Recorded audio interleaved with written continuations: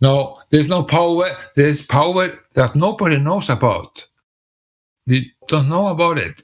No, we do know about it. It's right there. We just don't know where it's coming from and how. But we know it's there. Yeah, we don't You understand don't it. have to understand how it works in order to establish it's there. Right? Yeah, It's yeah. And I got this answer from the universe. I'd say if you understand how it works, you could well, you don't need to understand how it works to work, but if you do know how to understand it, you probably have a more efficient means of making it work. I was thinking it was a more simple thing, like a simple electronic circle with electromagnetic thing. But it isn't that. It is something else. But so the electromagnetism is also a part of it, but it's not the thing behind the light. There's something else we don't understand, that we don't know of. Yeah. Welcome to life. There's a lot of things we don't understand where it's coming from, right? We don't even understand where the consciousness is coming from. Not really. We're figuring it out. We're back engineering it. Yeah, I think they But it was pinpointed always in the there. brain. I think they pinpointed Well, they where tap it it's at materialism, saying that it's just a self-forming fusion ball generator that's generating the solar energy. That's the end of the knowledge. It stops at materialism. So if you're saying there's a better source that gives us more knowledge, guess we'd have to explore it. Solar energy, a solar panel. They don't understand why we get the How electronic. can you explore something that cannot be forced? Yeah, dude, it knocks the electron out of the photon particle. Can you force a brilliant idea to arrive? There's a lot of occult research to that shit because they can't. So they can only effectively try to manipulate people, maneuver them into conceiving an idea, right? Ultimately, you'd have to get a revelation from God or some fallen angel demon from hell. Otherwise, Right. So that's exactly that's where we start to fill it in for ourselves, right? That's where the physics stops. That's where the modeling takes over to make sense of it. But Arvin, we have to go inside to get this knowledge. We can never get this knowledge outside. We have to go inside. So You don't know that. I know that. Yes, No, you don't. Okay. I know that because I understand that. I've been close to The it. only one who knows what we cannot understand is God himself. Yeah, but that's part of God. You're part of God also. I only understand particles as like a metaphysical concept. Or not metaphysical, or a physical concept. Well, knowledge in the sense of having enough information to act is good enough for some people. If the sun is some fusion ball generator, whether it's true or not, if that's enough to guide action in their research, some people will say that's good enough. I don't care about the rest. It's not. It just depends on what you're trying to do. Very simple, it's not. I didn't understand it. Can you explain for me and all? Listen.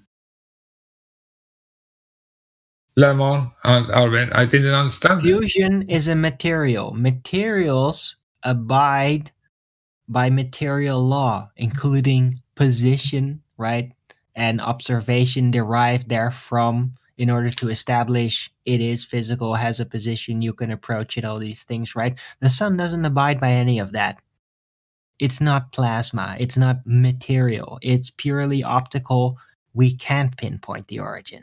It's that simple. If you ask me, I'm pretty sure the sun is a ball of something, but I don't think it's like a projection onto a dome kind of Really? thing. And what's your evidence for that? I don't really have evidence for it. It's just more like it makes more sense to me. Okay. Well, thanks for that conjecture. Well, the only way to prove that the sun's physical or not, I guess, would be physical means. If we can't use physical means to prove or disprove that the sun is physical, well, then the only way that we know what the sun is by revelation. Yeah. Or by simply being honest about what we do actually know about it. And then maybe at some point more will be revealed or some insight will be found. Okay, We can finally get over the preconceptions that hold back our understanding. Okay, Arvin. Physicality assumption bias. I will mean we can use all the power we have to get knowledge with using spiritual canals. You can get knowledge, just communicate with other canals and our physical canals we are practically using day for day. There are other possibilities,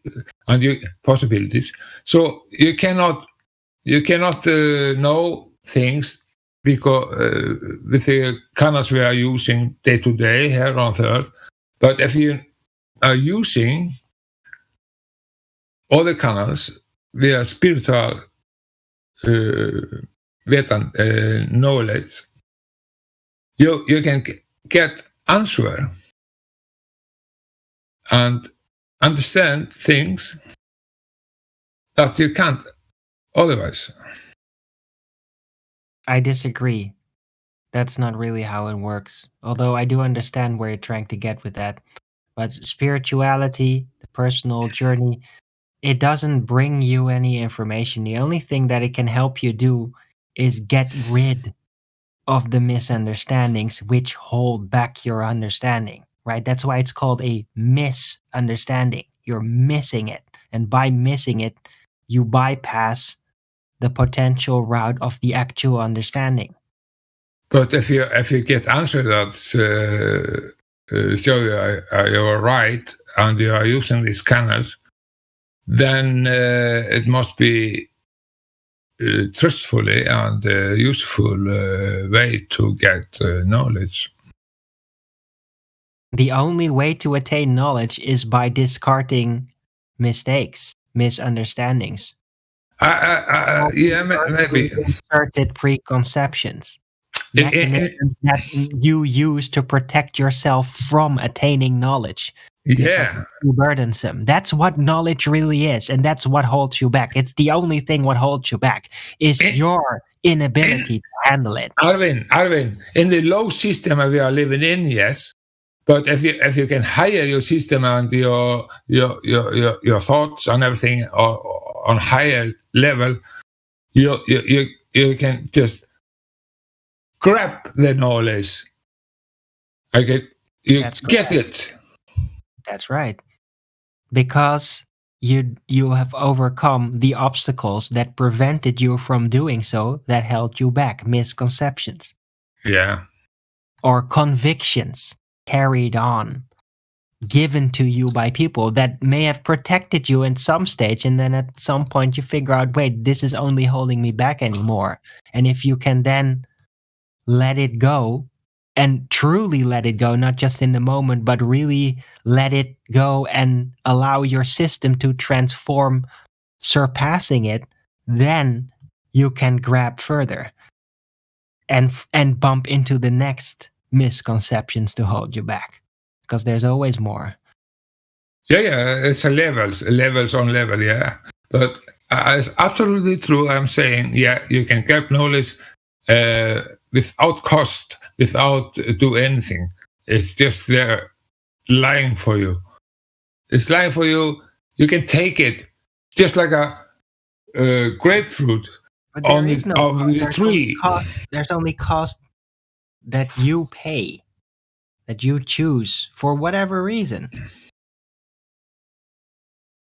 Yeah, I'm saying because of what you do on the world, because of your ego. Those are the things that actually make you pay. If you're not tied down by any of it, then you don't pay for the knowledge. It's part of the reason why I'm able to do what I do. It's just like a density. Lower you are, the more density. The higher you are, you don't have to, you can fly, you know. Right. Another word for it is sin. Sin is like weight holding you down. And The that's more true. you relinquish it, the further you ascend. If I have seen everything bleeds dark inside me, and I bleed like very, very heavy, and I Sin is primarily and first and foremost lying. I can and that feel includes lying to yourself, feel the sin. No, but sin, like there's all kinds of sin, right? We get confronted through religion, specifying it, getting all personal in some cases. But I mean, if the you know, the core of it is lies. If you know Truth is you're God, doing something lies wrong, is Satan, and we lie. We lie to ourselves, and that's what holds us back. yeah, lie is bad. You shall not lie. You So shall. that's just to explain what I tried to explain. How it's sin. Misunderstanding is also sin. Right? But you can overcome it. You can redeem. Right? It's all the same mechanism. Spiritual ascension, understanding, it's the same mechanism. It's one mechanism. It's a fractal pattern on all the levels. It's the same system. But sometimes it's okay to lie. It's about if you are breaking your own rules and you are breaking your own limits. That is sin also. There's nothing wrong a lie if you really have to. And Yes, there is, but you gotta judge the price. It's a price. Is the price worth it? Well, sin is anything that's counter to the will of God, because sometimes we're in so much darkness we can't see what anything is at all. That's when we need a savior to come and give us the light. No, I'm not referring to anything biblical like that. This is spirit mechanisms. we are talking personal level. Energy weight. It's energy The only weight. thing that I disagree with is the idea that you can show yourself the light when you're in so much darkness. At that point, it's like you're feeling around and not finding a light. You may never find it. That's not true. You can definitely see the light, and especially in these days, you will see the light. It's just that it burns you, and then if you step away from it, if you don't relinquish, then you will just keep dwelling, right? You'll be presented with light all the time, but you shy away from it, and even that is all described, how that works. All the same mechanism, all of it.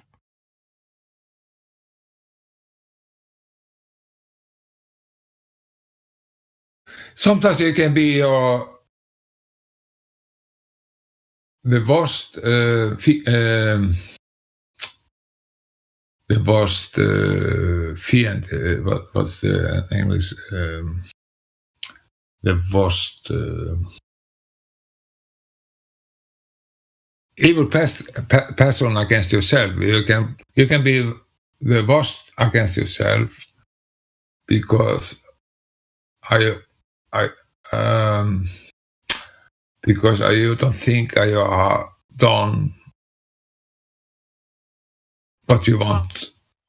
Well, sometimes you can Want be in you to so do. much darkness, you can confuse the. You can be in darkness and anger over yourself. It's like I want to, wanted to take you down, and you really have to. What's the fucking word I'm looking for? Like your own dark angel that want to punish you because you don't think I have done the right thing or something. Wrath. You mean wrath? Justified wrath? Wrath, personal dominance. Because you don't like yourself, something you don't like what you have done, something you're angry with yourself, and you will punish you. because you don't like what you've done or something, so you are the own devil. Right. Well, that can be interpreted in all kinds of ways. How I interpret it is when you do that, you're literally trying to remind yourself of what it is so you don't accidentally let it slip away and forget about it. It's all just to remind you, and sometimes, especially when people have made it a habit in certain periods of their life to completely let that all slip by, then if you find your way back from that, then you'll punish yourself even harder. Because the notion of that you might actually let it slip through again, or basically, relinquish that moral connection, that insight, is torturous. It's torture. It's a self-torture because you're not satisfied with what you have done or who you are. Well, that's just frustration. It all depends on how effectively you're going to treat yourself with that energy, right? If you're just going to punish yourself or put yourself down, it doesn't really lead to anything. But if you use that frustration to really put yourself on attention, to really get strict, then you can get a lot out of it. Yes, and I really listen to it, and it gets better. Yes, that's a big point of it. Yeah, It's what parents used to do before they all turned to mush. it's a big game, you know. This is like the thing. What we described, which I do with myself, that is the primary spiritual element. Yes. Interpersonal, right? It's not an individual, it's interpersonal. It's a thing, it's a habit, it's a way of managing things. And that thing has been attacked by society through communism like nothing else. It's so unbelievably attacked that people are even losing the notion that it exists. Right? It's so denormalized. The soul is attacked. It's like everything associated with these types of actions and the strictness is being attacked, made into evil, racist, Nazi, whatever. To be strict, to hold back. And to pick shame for everything. Shame. Everybody is living in shame. They throw pointless shame at you, right? Pointless They say that shame has no function, that shame only holds you back when it's there to teach you a lesson and to make you take things serious. And they strip that intellectually from people through conditioning. They strip it away, that knowledge of what it really is for. They strip it away. Very succinctly. Strip it away, but it's popping up in a wrong correlation with the reality. The shame is correlated to something that's not reality. Delusion, they take it out of contortion, make it into something it's not, turn it into like a natural aberration fluke, like an evolution quirk that's not supposed to be, or that used to serve its function, it no longer has its function. That's how they treat it. That's how they delude you into relinquishing it and basically declaring it evil. And Arvin, avoid it the rest of your life and get allergic responses to anybody that still does that. Arvin, I listen to people that are working for CIA and also old document. There have always been social program that's connected to the universities and so on. Social psycho program that people were working from CIA. I know. That's what I said. It's nothing. It's nothing this new. is not by accident. This is not just a cultural fluke. It has been systematically eradicated on a cultural level through institutions, through deliberate programming, through deliberate social engineering. Society has been spiritually, yes, mutilated. Like this. Systematic. And that's why there is almost no more parents that do that. And that's why it's all a mess, and everybody just turns into squealing pigs. And they use everything they can use. All media they can use. The television, of course, is the best thing, and the schools, and the newspapers, and all television, and they are taking people as inside the people in the church and everything against that's work for them all over the place. Nobody can believe it, but yes, it's true. And these people are all evil, and but it's grown like this as wide as it has because everybody's kind of given up hope that it's gonna stop. That's the first thing that happens when you get confronted with this, is that you're made to lose hope that you can do anything about it. When it's a long haul. So they first break your spirit so that you forget about it instead of going on that long haul journey through it to maintain the flame of it, of that knowledge. It's many levels. And now it's all about control. Therefore, NASA, therefore that, and therefore that. And every president of the United States of America have changed the talk and everything about the space. Like Trump said before he was president, oh, the earth is flat. I was flying all over, I know the earth is flat. Bill Clinton said, Bill Clinton said that before the earth was flat, but after all, no. He never said that. Where are you getting that from? He was he was telling a story. Bill Clinton was telling a story of the carpenter and everything, blah blah blah. Yeah, the story. Bill Clinton said the earth was flat one time. When?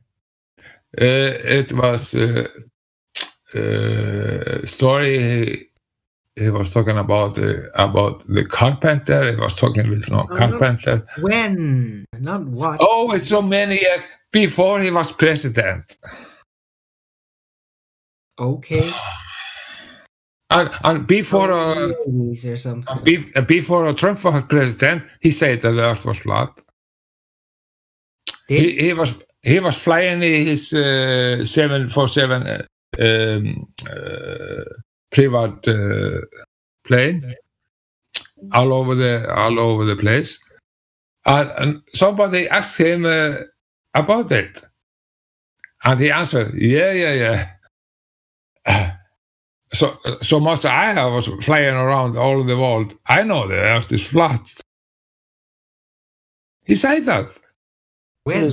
Where? Where's the video? Trump. Donald T. Trump said that. Oh shit! It was shit. Yeah, why isn't our community riddled with that video? Because I've never seen that. I've heard the rumors. These rumors seem to want to spread themselves more than the actual proof. I saw that. Okay, I never forgot it. Are you sure? He put it in his tweet as well. 100% sure. Yes. Well, anecdotal evidence isn't evidence. There is no somebody, but they have deleted it. Maybe it's away from everything. I promise you, yes. He said that, and he was asking about it, and he answered, yes. I fly it all over the place, and it's flat for me, said Donald Trump. Okay. Well, good. But now he is president. Then he is making the Space Force and everything, So It's not making any sense for me, you know.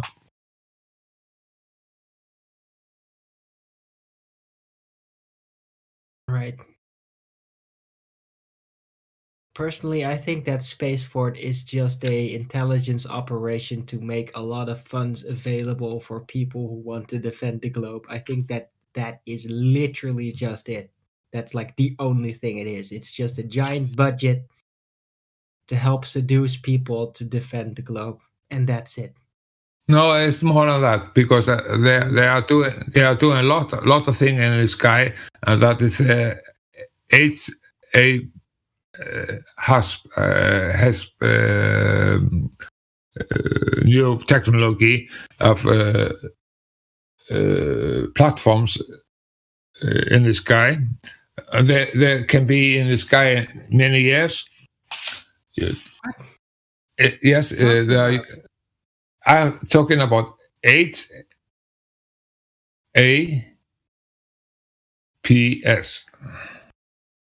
hubs. Okay. It's a platforms that use different technologies, batteries, and solar power, and He's talking about what those NASA planes that use solar to fly. yeah, solar power. Yes. Fly forever, basically. Yeah, but it's also big station. It has been they're up in 75 kilometers up of 50. They are all connected together. It's just like an internet, you know. Internet. All platforms is connected together. It's just like a net all over our. What's your evidence for any of that? Oh, there's many companies. You can go and look it up. They are working with it. They are telling everything about it. They are making this for community. Right, so there's a technology project developing. There's not actually anything happening. It has been in many years, yes, it has been. And Google and everything is using it, so it's nothing new. It sounds like just a lot of busying therapy, just like what NASA does, right? Making people work on it. It's part of the project. Yes. That is the satellite program. People to build parts of some space project, then they'll be invested for life. They'll have their ego tied in with it. That is for the Sky program, yes. Right, so there's nothing actually guaranteed. Not space, but it is Sky program. It's just a cover again. But it's real technology. Tie up to make people defend the globe, not technology. But they are doing a real technology for the Sky program, yes. And it's a big thing happening in the sky. It's a Sky program. It's GPS and everything is working together with ground control and everything is working together with this program and this internet in the sky of platforms. And balloons. They have used balloons from 1953. This sounds really stupid at this point. What is stupid? Like, what does this have to do with Space Force at this point? That is the power. All companies now paying big money to get access to this internet in the sky. The internet today is is in the sea. On the sea cable. You don't need any freaking internet in the sky. They got towers. Literally the technology to reach everywhere in the world. It's very available for decades. Yeah, it's very special. And you cannot get it everywhere. It's another bullshit cover story, just like it's about the triangulation from the ground onto the sky. You can get over everywhere. You can all over Africa, in the Sahara, over everything. You don't have to build a tower overall. You can use the sky to triangle over big area. Or you could use one really big tower. What? Yeah. You have to build 3 all over to get every area Big in. towers. Well, there's plenty of space in the world. 3. You only have to build 3. There you go. There's always about 3 points. You and 2 towers or 3 towers. Right. So there's no floaty platforms. All completely superfluous bullshit tied in with the heliocentric. How can you do that if you are skybound shit? Arvin? They don't actually need any of that to do any of it. They just need a couple of big towers. No. If you are in the middle of the ocean, you cannot build a ground tower there. You can't get internet in the middle of the ocean. Why not? Yeah, but it costs very much. Build a really big tower in the middle of the ocean. They are using this communication network they are building in the sky.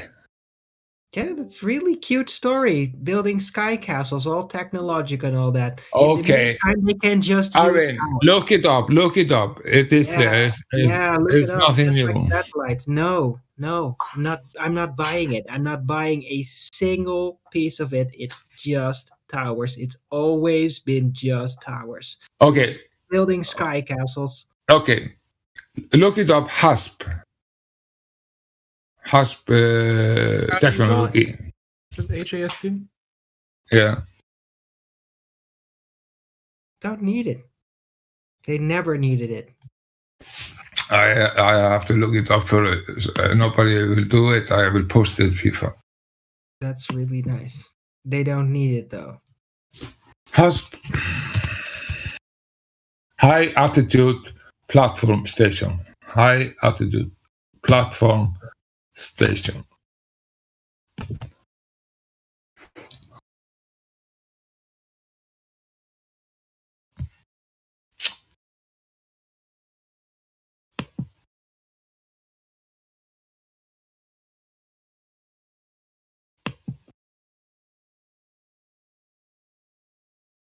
So are they gonna like glue it to the dome or something?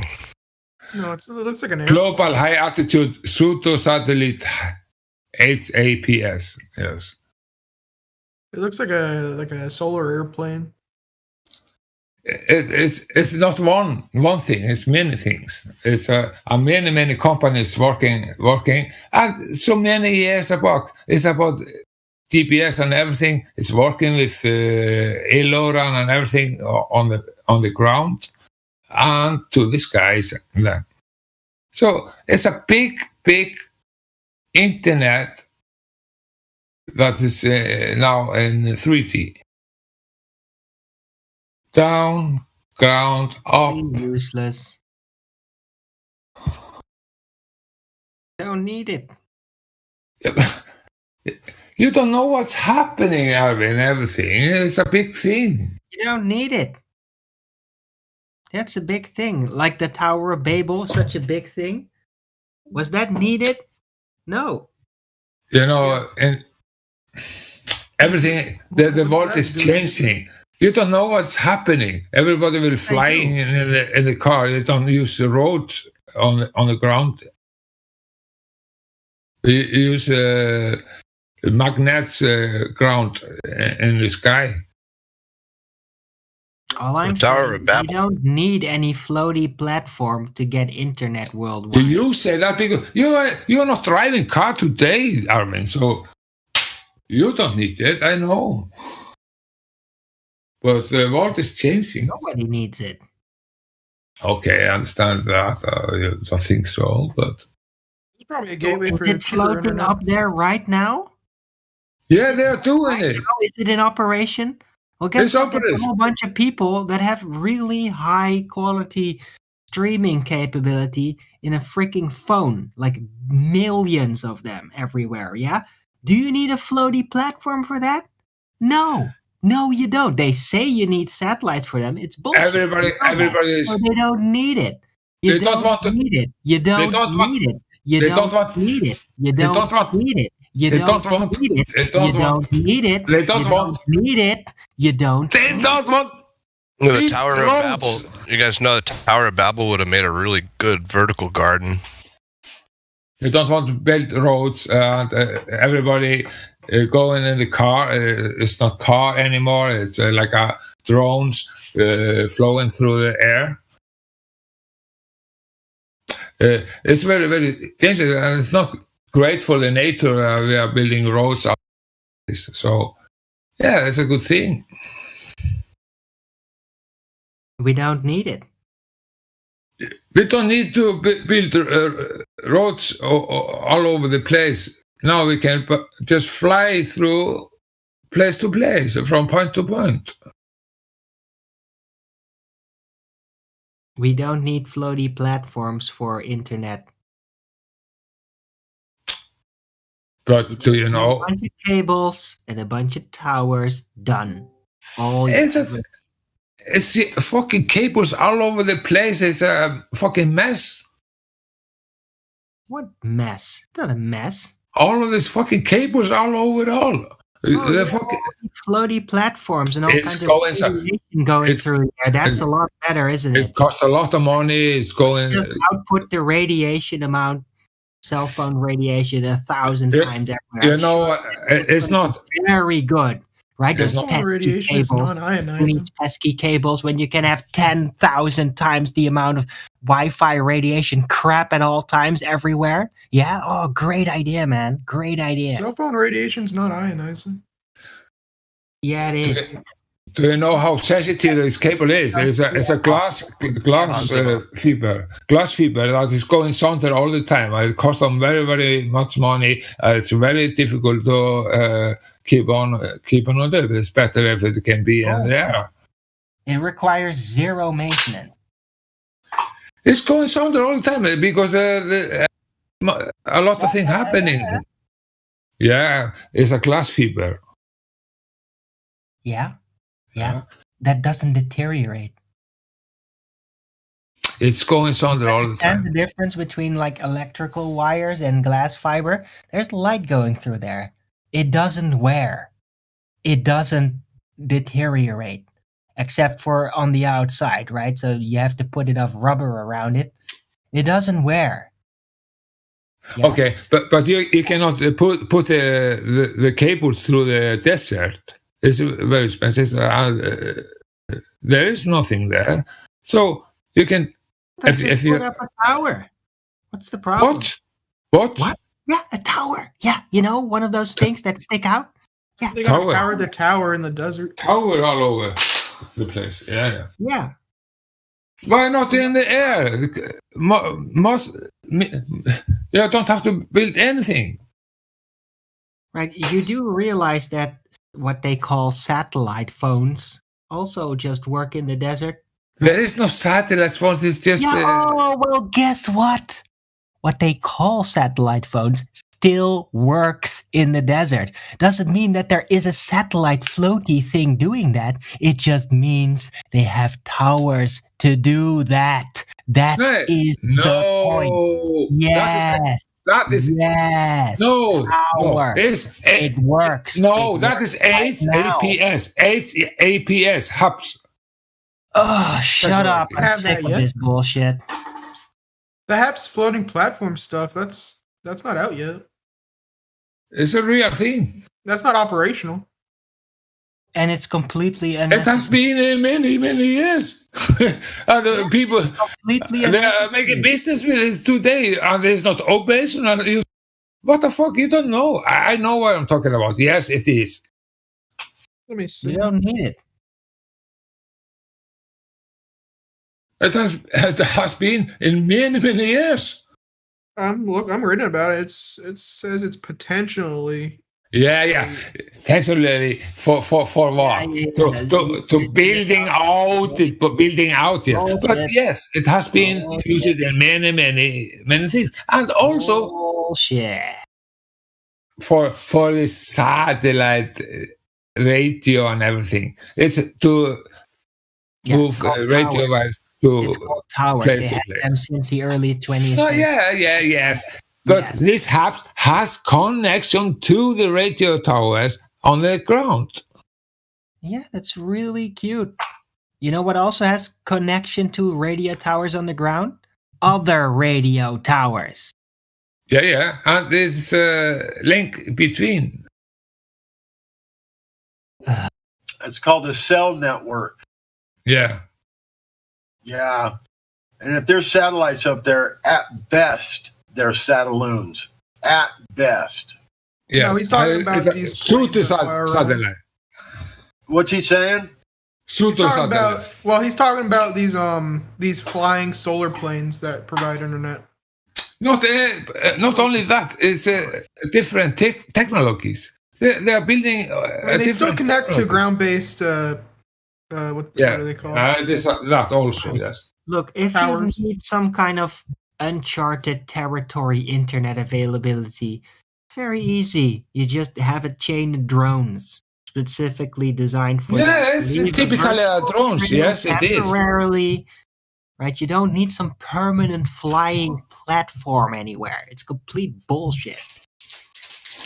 Well, it's because that realm doesn't exist. He just doesn't understand that, I guess. To be that, I mean, they would have to be too low for it to be a satellite orbiting or whatever kind of orbit or whatever kind of pathway it's on.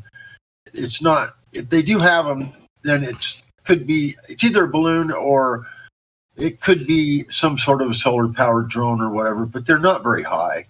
I mean, they're probably 25 to 50 kilometers. It's a different height. 25 to 50. How many miles is that? 50 kilometers. That's. Is a commercial airline flies at what, about 5 to 7 miles, somewhere in there?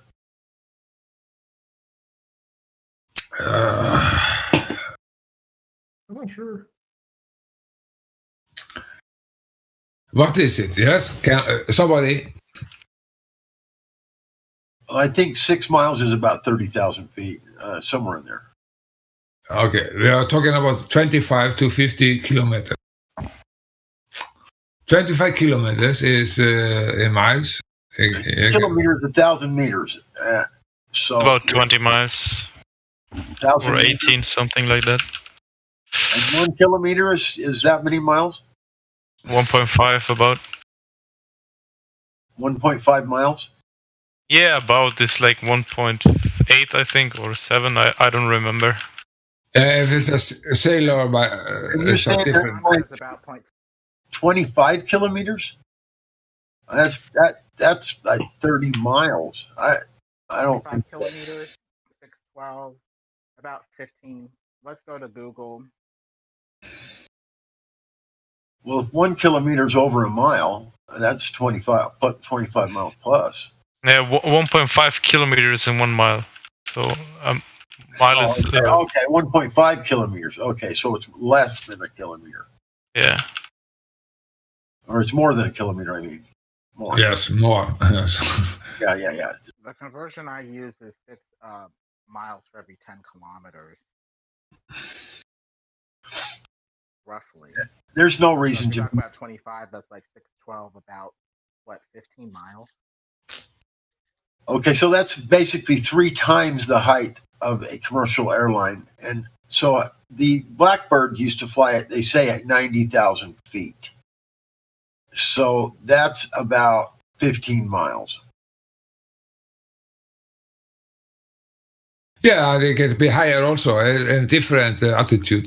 Not in one altitude. They say from 25 to 50.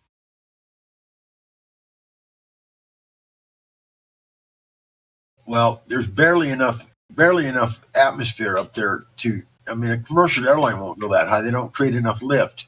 The only reason the Blackbird did is because it would travel at Mach 2 plus, and so at that speed you can get enough air molecules, creating a big enough vacuum above your wing to suck it up. And they are using helium inside bodies somehow. So What did you say? Helium gases. Gas. Helium inside the flying machine? Yes. Fuselage is full of helium. Is that what you're saying? They use helium, yes, to hold the lift. Yes. I've never seen or heard of that. I guess it could be possible. Do you have that in some sort of a document that shows the vehicle that does that? Like they have always done with the balloons and everything. I know, but is that airplane you just mentioned? Can you show a picture of it with a description of the fuselage being full of helium and blah blah blah, all the other specific details about that vehicle? Is it top secret?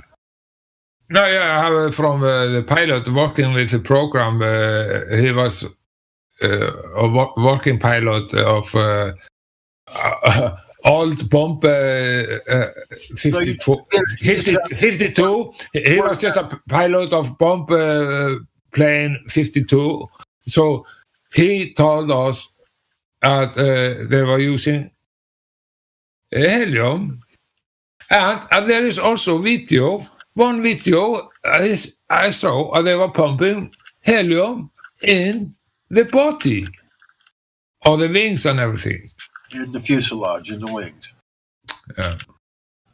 Well, I'd like to see that. It doesn't matter. They just have to get it to hang it up. And they are using the wind that is going. They just have to change the altitude, and they just don't have use any energy to get it to go to right and other altitude. They're going to the left. I understand what you're saying, but if you can't provide that vehicle and let us see it and observe it, then what is it? It's just a story. I mean, come on, man. We need a little bit more than just some pilot told you so, or it's a story. We need just a little bit. I'd like to see a little bit more than that. Before I buy into it. I mean, I have done it. I have shown live video they are doing, and the company. Okay, can you show that? Putting from the ground to the highest, and they were flying so fucking high. I think they were 100,000 feet or something.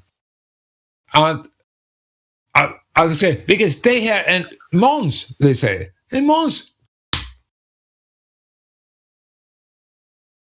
Well, can you show it to me, or is that not possible? Yeah. If I will, I can. But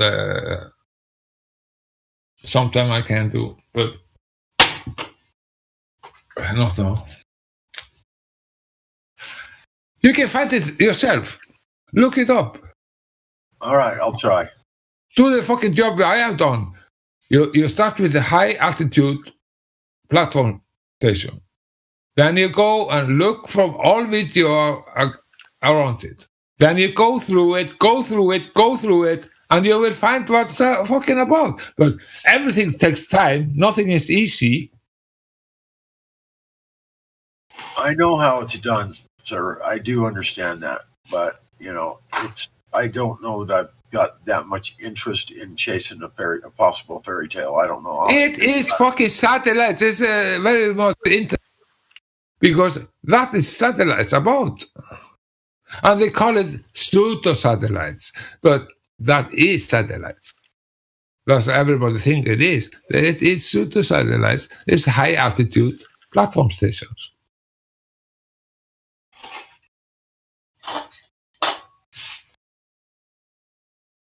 And they are using this technology people are doing. People think it's going in orbit. No, it's going into the sky, and the fucking program they are making the net of pseudo-satellites. There's one thing for sure. When it comes to satellites, that's, they make satellite speakers that go in your house. They sit up on a shelf on the wall. They're called satellite speakers. Satellite, so if you wanted to just use it in those type of terms, yeah, sure. They could be calling something that's maybe just a little bit higher in the atmosphere.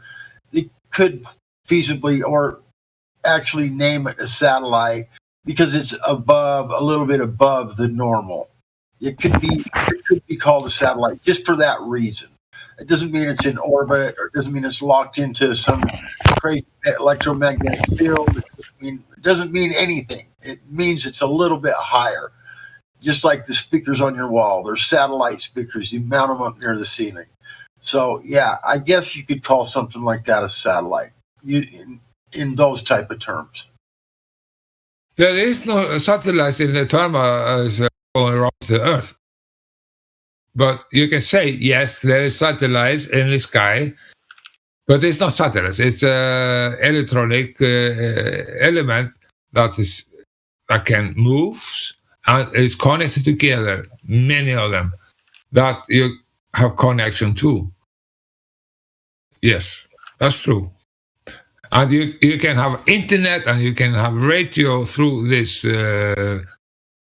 drone-like satellite that's in the sky. Yes,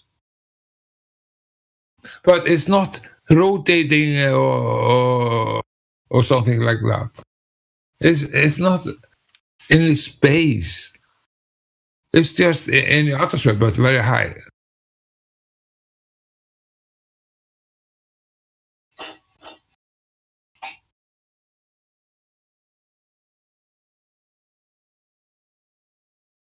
And that's true. If you really go through look up the reality, there is company talking about it. They are saying, they're giving service and everything. We can give you internet and everything. We have flying things in the sky, and we can give you internet. They are giving internet in Africa and everything without making all these towers and everything you need otherwise. So, yes, it is. It is reality.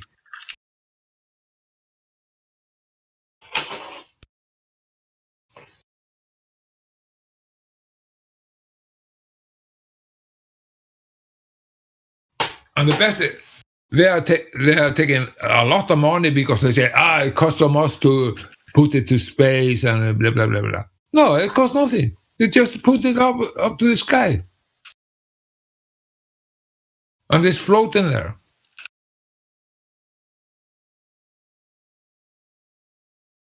And everything is connected together in different altitudes. Therefore, you can triangulate all over the place.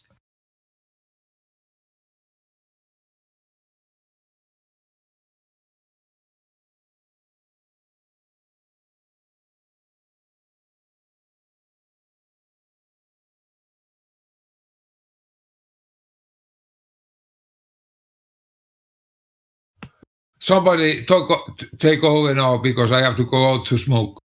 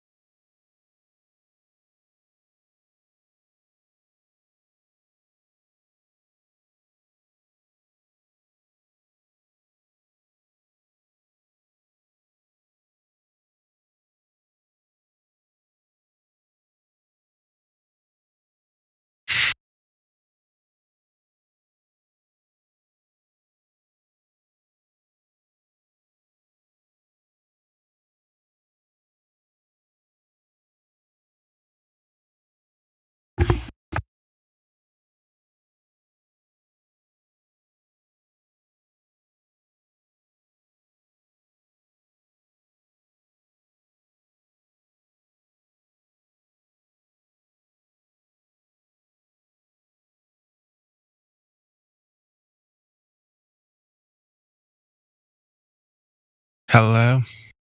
Hello. Hello.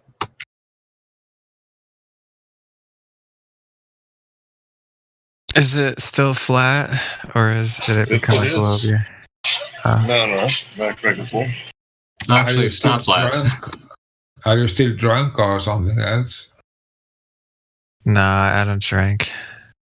Okay, what do you do? Nothing. Are you lazy? Yeah. So you cannot go out and take a look if the earth is flat or not? I think it is flat only because I can't find any curve, but, so I'd say the mountains are relatively bumpy, They're not bumpy, it's just higher than all things around. Yeah. Oh, you mean like round like a coin, or like a cylinder, or like a sphere? The mountains. Oh, yeah. They're round, I guess, but they're kind of bumpy, right? Or I guess zigzag. No. In my young, I was climbing the mountains, and we can play the soccer on the top. And we say, we're on the top soccer team. And we was, because we were playing the soccer on the on the mountains, because the mountains can be very, very flat also on the top. Oh, on the top of the mountains? Yeah. It could be. Yeah, I agree. I agree with that. And I played soccer on the top of the mountains. Here where I live, there's big, huge, tall plateaus that are flat as a pancake on top. Great cliff tops all the way up, and big flat plateaus everywhere. Yeah. Go ahead. Nothing is bending all over the place, if you say so. Yeah, it's pretty flat, right? Well, water tells the whole story. I mean, the planet is, 70% water? And you can bet for sure that the ocean is at the same elevation on every beach across the entire plane. Same elevation. The water. The water tells the whole story. You don't have to know anything more. If the water is over so big place, nothing can be bending, because the water is really horizontal. Yes, it is. The entire ocean is one level from side to side, wherever you go. Any beach on the entire plane if you could shoot a transit and shoot a builder's level on it, it would all show same elevation. It doesn't matter what you have for elevation on the land. The water tells the whole story. No, I'm just talking about the beach, right where the water rolls up the beach on the ocean. Exactly. Every beach, and where the waves roll up onto the beach. Better to say from shore to shore. Yes. That's the best thing to say. Is Wiggles? Are you there? Yes. Hello. Did you wait? Are you still a globe earther? Well, I know the Earth is not flat. I've known that for a while. Oh, okay. Yeah, Wiggles is what we would call a glober. How do you know? He's not a normie, right? Because I've asked Wiggles questions before, and he just avoided them like he's a bullfighter. So he's definitely a glober. Question. I think he's talking about belief. Belief is not knowing. I just asked. What was the question that? Never mind. I think Hank, you went on mute. Hank, what questions have I avoided? Yeah. I asked you, how do you have gas pressure without a container if the very definition of gas pressure includes a container? And you would not answer that directly. No, I said the answer is that gravity provides. Gravity. Okay, What is gravity? Propane. Go ahead, guys. What is gravity? Well, it Yeah. depends on which model of gravity you're using, but in like common Which one are engineering, you using?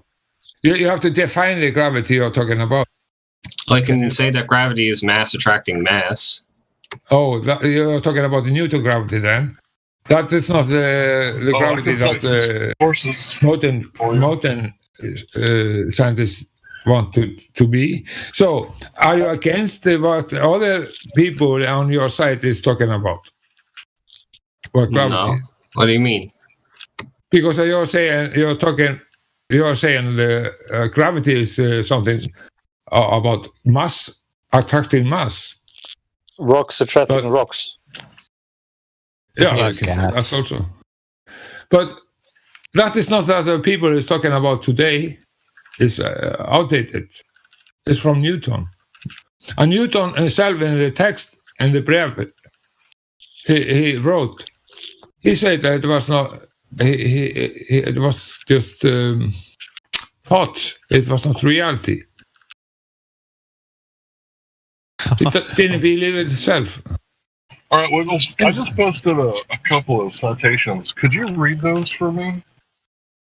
So Because what are you you- talking about? What is gravity? No, I'm talking with you. What is gravity? Okay, it's Newton. He says mass attracting mass. Einsteinium, or it is just a fantasy that nobody knows what they are talking about. We have to clear out. Brother, he answered the question. Now I'm going to topple him from the throne. He said it was mass attracting mass. That's Newtonian. Yeah, I was talking about him that. to read. Yeah, I asked him to read a few citations because I'm about to prove him wrong, right? And then you can have him. After he reads those citations, then he can re-answer the question because the first answer, mass attracting mass, is wrong. I apologize for interrupting, sir. But we're just talking about what keeps the atmosphere, and whether it's Newtonian or Einsteinian gravity, there's still like a downward force, and that's the force Okay, that so keeps the not atmosphere to the Einsteinian? Earth. Not a force. It can, depends if you're doing it. Okay. What is downward force? Are you talking about the acceleration? There's a downward force that affects all objects near Earth. Okay, do you understand? What is up and what is down? Down is Earth. toward the center of the Earth. Okay. Yeah, but where? What do you mean? You're Like so the Earth far is a behind- sphere. on a and ball. You're so far behind. Yeah. So what is up and what is down? So If the down ball is if the Earth is a ball. down is toward the center of the ball. You're only 100 years outdated, Wiggles. How does that feel?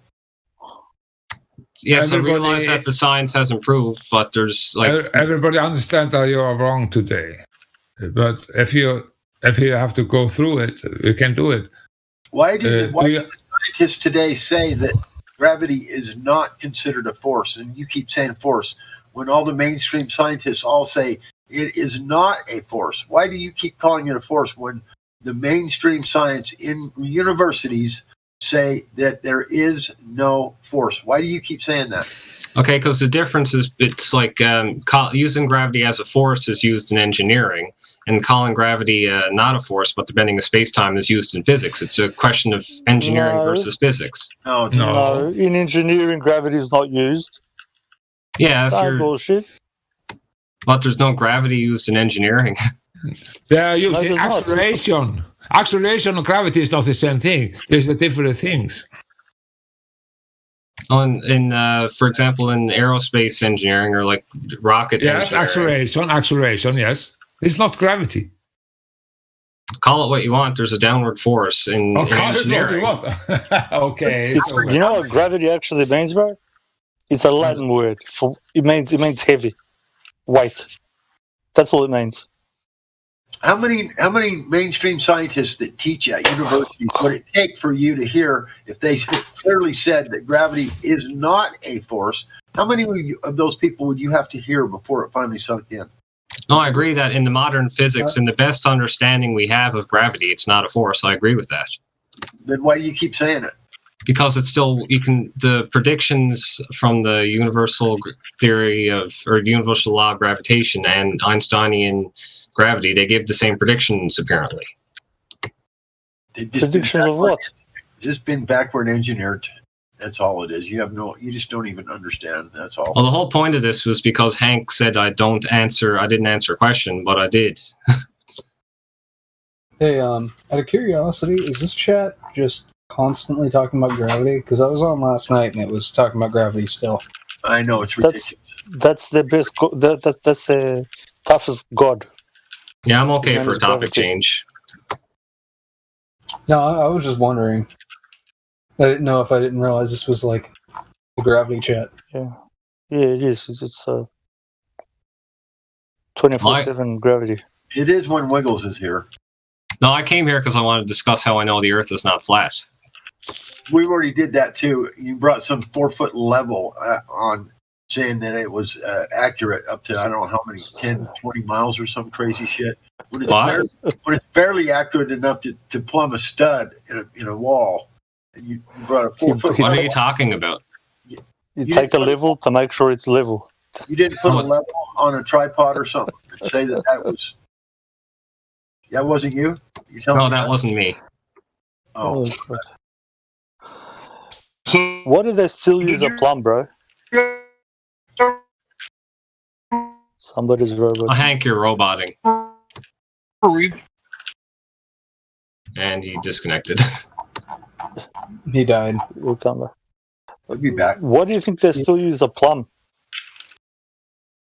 and a level?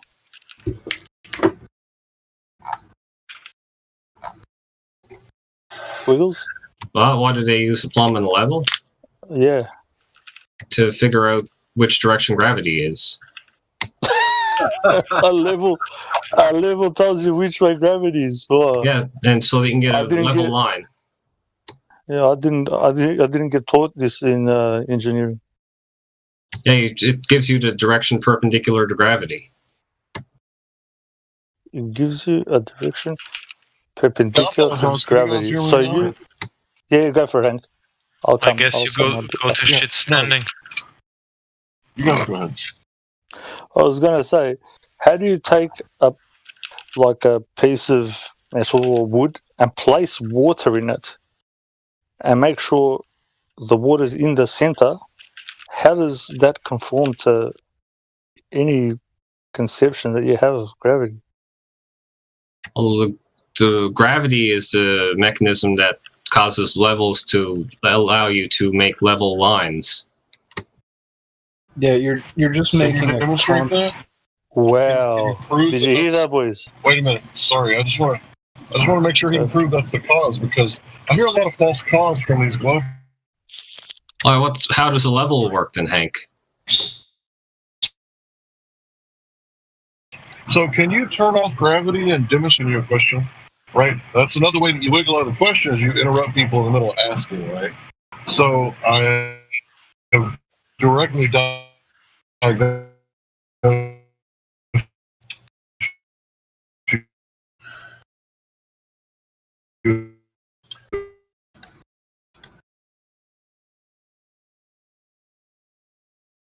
I think you're roboting way too much to be able to be heard, unfortunately. Really, you guys can't hear me? Can't hear you. We can now, bro. Okay. Yeah, I said, can you turn off gravity in order to manipulate the independent variable of gravity, which is your alleged cause, to demonstrate to us that this is indeed the cause for that to happen? Oh, you can't turn off gravity, no. It's always there.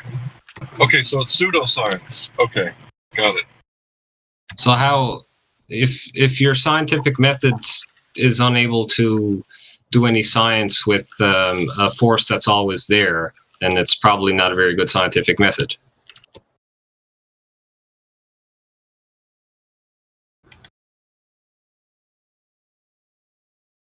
Did you just hear what you said? Yeah, the scientific method's been used for years, and it distinguishes real science from fake science. It's what it's for. There are multiple scientific methods. No, there's only one true science. Really? Cite them. That's yeah, cite the different ones so we can see them. Yeah, I want to. Because I would like to learn of these multiple methods for ascertaining cause. How about we ask a question, right? That's the one he's going to cite. So why are boobs good? Am I doing science? We're doing science, guys. We're asking questions. Like, you could do psychology. Why does alphabet start with A? That's science, right? We're doing science, guys. Wait. I wanted to cite the multiple ones first. Oh, I think I know which ones they are. This is going to be hilarious. Just post the citation for multiple scientific methods, because I really thought there was only one of them. Okay. It's just the first step of the scientific method. Ask question, yes, but no. It's first you have to have some phenomena. It's to observe a phenomenon. Phenomenon that you observe that you can ask question about. Then you make a hypothesis. You're exactly right, sir. You have to observe a natural phenomenon first in order to ask a question.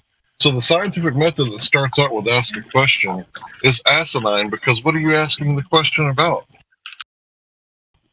Exactly. Okay, you repeat that. Sorry, I was reading something. Of course you were wiggling your way out of all of that. Can you cite your source for multiple scientific methods? Please. There's nothing scientific with speculation. Well, another scientific method would just be do measurements and then fit a formula to your measurements. It's philosophy. Yeah, just post the source. Yeah, just post the citation. Don't worry. No, it is what I'm. We don't really need a citation, because it, like, for example, deriving Ohm's law, you would just measure the voltage and resistance. Don't need a citation. You'd measure a resistor. You'd take a known resistor, and then you would apply different voltages across it, measure the currents through it. Just post one that says are there's you talking multiple about? scientific methods. That's what we need, dude. Yeah, that's what we want, bro. That's why I'm laughing.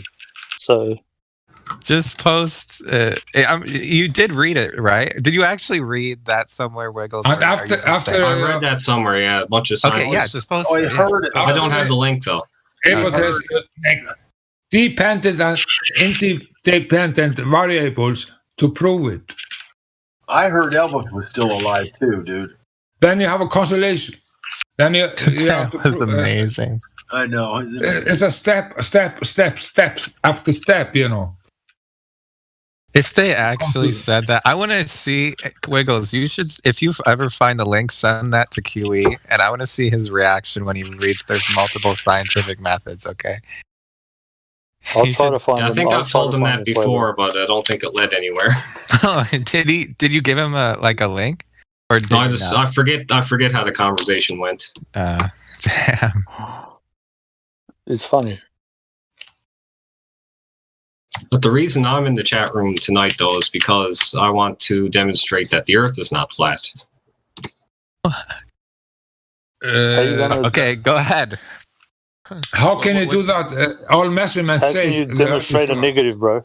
If it's a negative, how are you going to demonstrate a negative? Wait a minute. I think he meant to say that he's going to demonstrate the Earth is not flat without using logical fallacies. That's what he meant to say. If you have a table in front of us, we are measuring. Okay, let's just hear him out. Let's hear him out. Wait, we'll go. And then you can say, no, it's a ball. How can this fucking table we are eating, and people is eating around it? Wait, hold on. You're telling us it's a ball. Let Wiggles go ahead. What was the proof that the Earth is not flat? I want to see it, even though it's proving a negative. But go ahead. Well, what you do is you assume the Earth is flat, and that leads to contradiction. Okay. So how does it lead to contradiction? Okay, so there's two facts basically. I can back up these facts. One fact is that. Wait. No, let him finish. Just let him finish. Yes, this always happens. I always get cut off in the middle of sentences. That Just let always Wiggles happens. finish, yeah. So one of these facts is that the. One of these He facts cut is what? himself. He cut himself out. Nobody was saying. You know why? Because I'm getting I was cut off going to again. make him. Oh, That's Did what you always get happens. Muted You in the cut middle yourself of your off. sentence. yeah.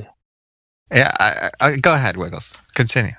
Okay, so the second one of these facts is that light tends to bend downwards as it travels through the atmosphere. So if the Earth were flat, light from a distant object would always have a path to the observer. If Can you you got an demonstrate observer that on, light tends to bend downward? yes, I'll grab the Okay. link. Let's do that. We didn't hear the first fact, but okay. Wait. Okay, so he said we're gonna assume the Earth is flat first, and then we're gonna find the contradiction. And then your next statement was that you said that light tends to bend downwards as it travels through the atmosphere. Okay, so Yes. where's the contradiction? The contradiction is that on a flat Earth there should be. Do you really have to assume something? Wait, on a flat Earth there should be what again? On a flat Earth, there should be no obstruction of distant objects. Okay. And how many miles was the? Or I'm sorry. Sorry, wait a minute. Where No was the obstruction of observation distant made, objects. or what? Which Sorry, just a second. observation? You always come in with the same crap. Real quick. Do things get smaller when they get away? For example, does the female's boobs get smaller as she gets further and further away? So you eventually can't see her. Right? Okay, I have another picture. I mean, think about it, young man. They're really big when they're up close. Like, come on, dude. What are you talking about? Nobody knows what he's talking about. Things get smaller when they get further away, and you're saying that you would be able to see them forever. Do you have eagle eyes or something?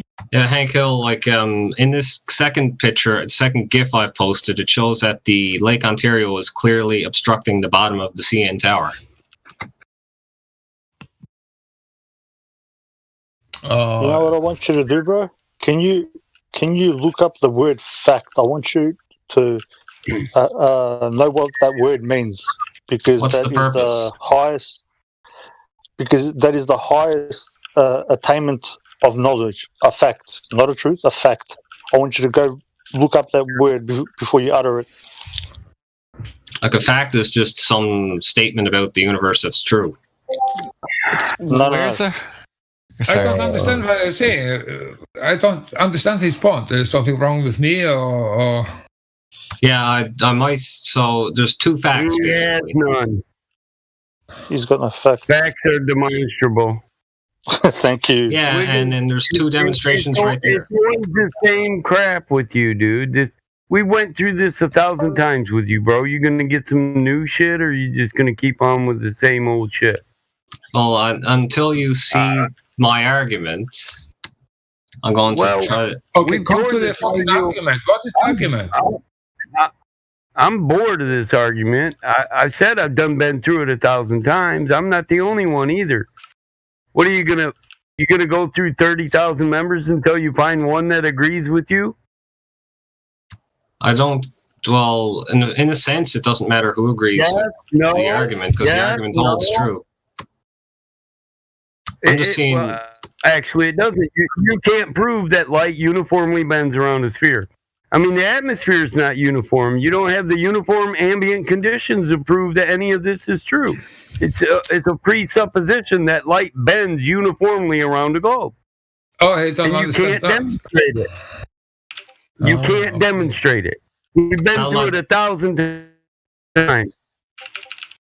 Battlemod, I have an example of a demonstration. Demonstrate it. You know what? You know what? No, you don't. Sugar water and all that bullshit. Those.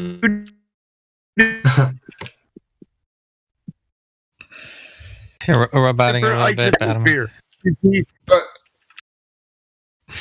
Excuse me. You want to say varying densities equals two separate mediums, but it doesn't. But we don't have to talk about it. The Black Swan is killed. So why are you talking about it? It's over. So that's the only thing he has.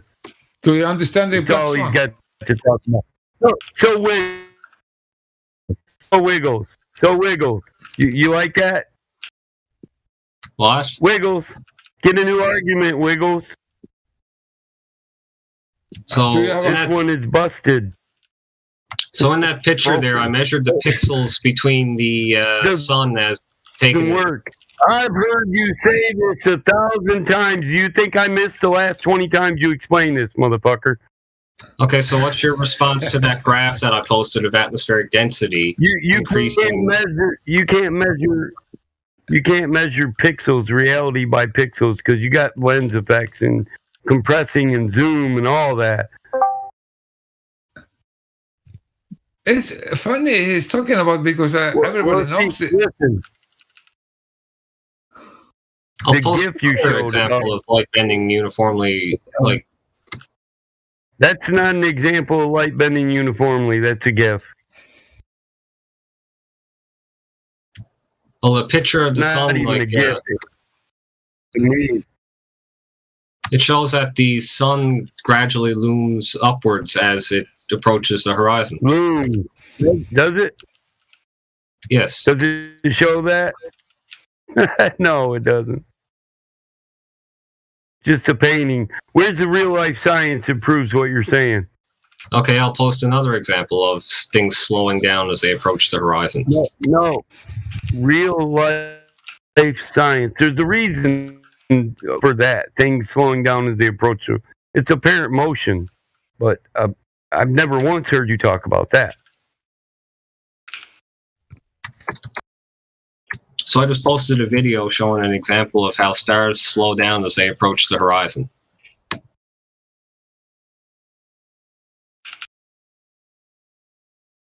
Where fucking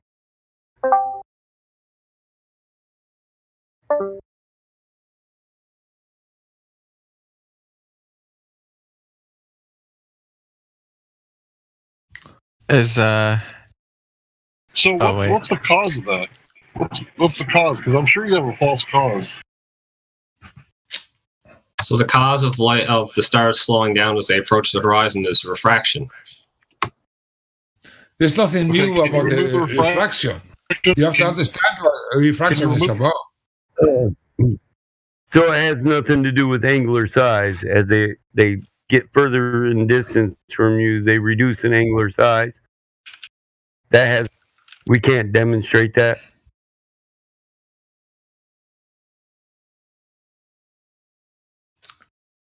Okay, can you demonstrate Same what way as they're you... closer to you, they Let seem me bigger and they seem like they move faster. It's apparent motion, dude. This is physics 101. You want to attribute it to light, but it's not a function of light. So do you agree that if there was no refraction, that the stars would keep the same speed as they approach the horizon? Speed? No, I do not. Why not?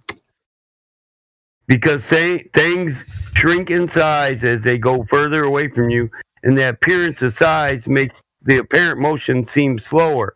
If they were right above you, just like a car that passes you on the highway, looks bigger when it's right next to you, and it's a streak of light. It's the same thing. Oh, so you think the stars are getting further away from you, and that the stars are like local? You guys hear me? Yes. Did I say any of that? Listen, there's no doubt that as they move through the sky, they do increase in distance from you. Yes. How do you know this? How do you? What are you just denying science? Now, when the sun rises, it's furthest away from you. It gets closest to you, directly above zenith. It's noon. As it goes further away, it becomes nighttime and set. This is a known fact. What are you talking about? So if the sun, are you saying they're no further away from you when they're all the way in the east sky than they were when they were in the west sky, or when they were directly above you? There's no greater distance. Can you prove this?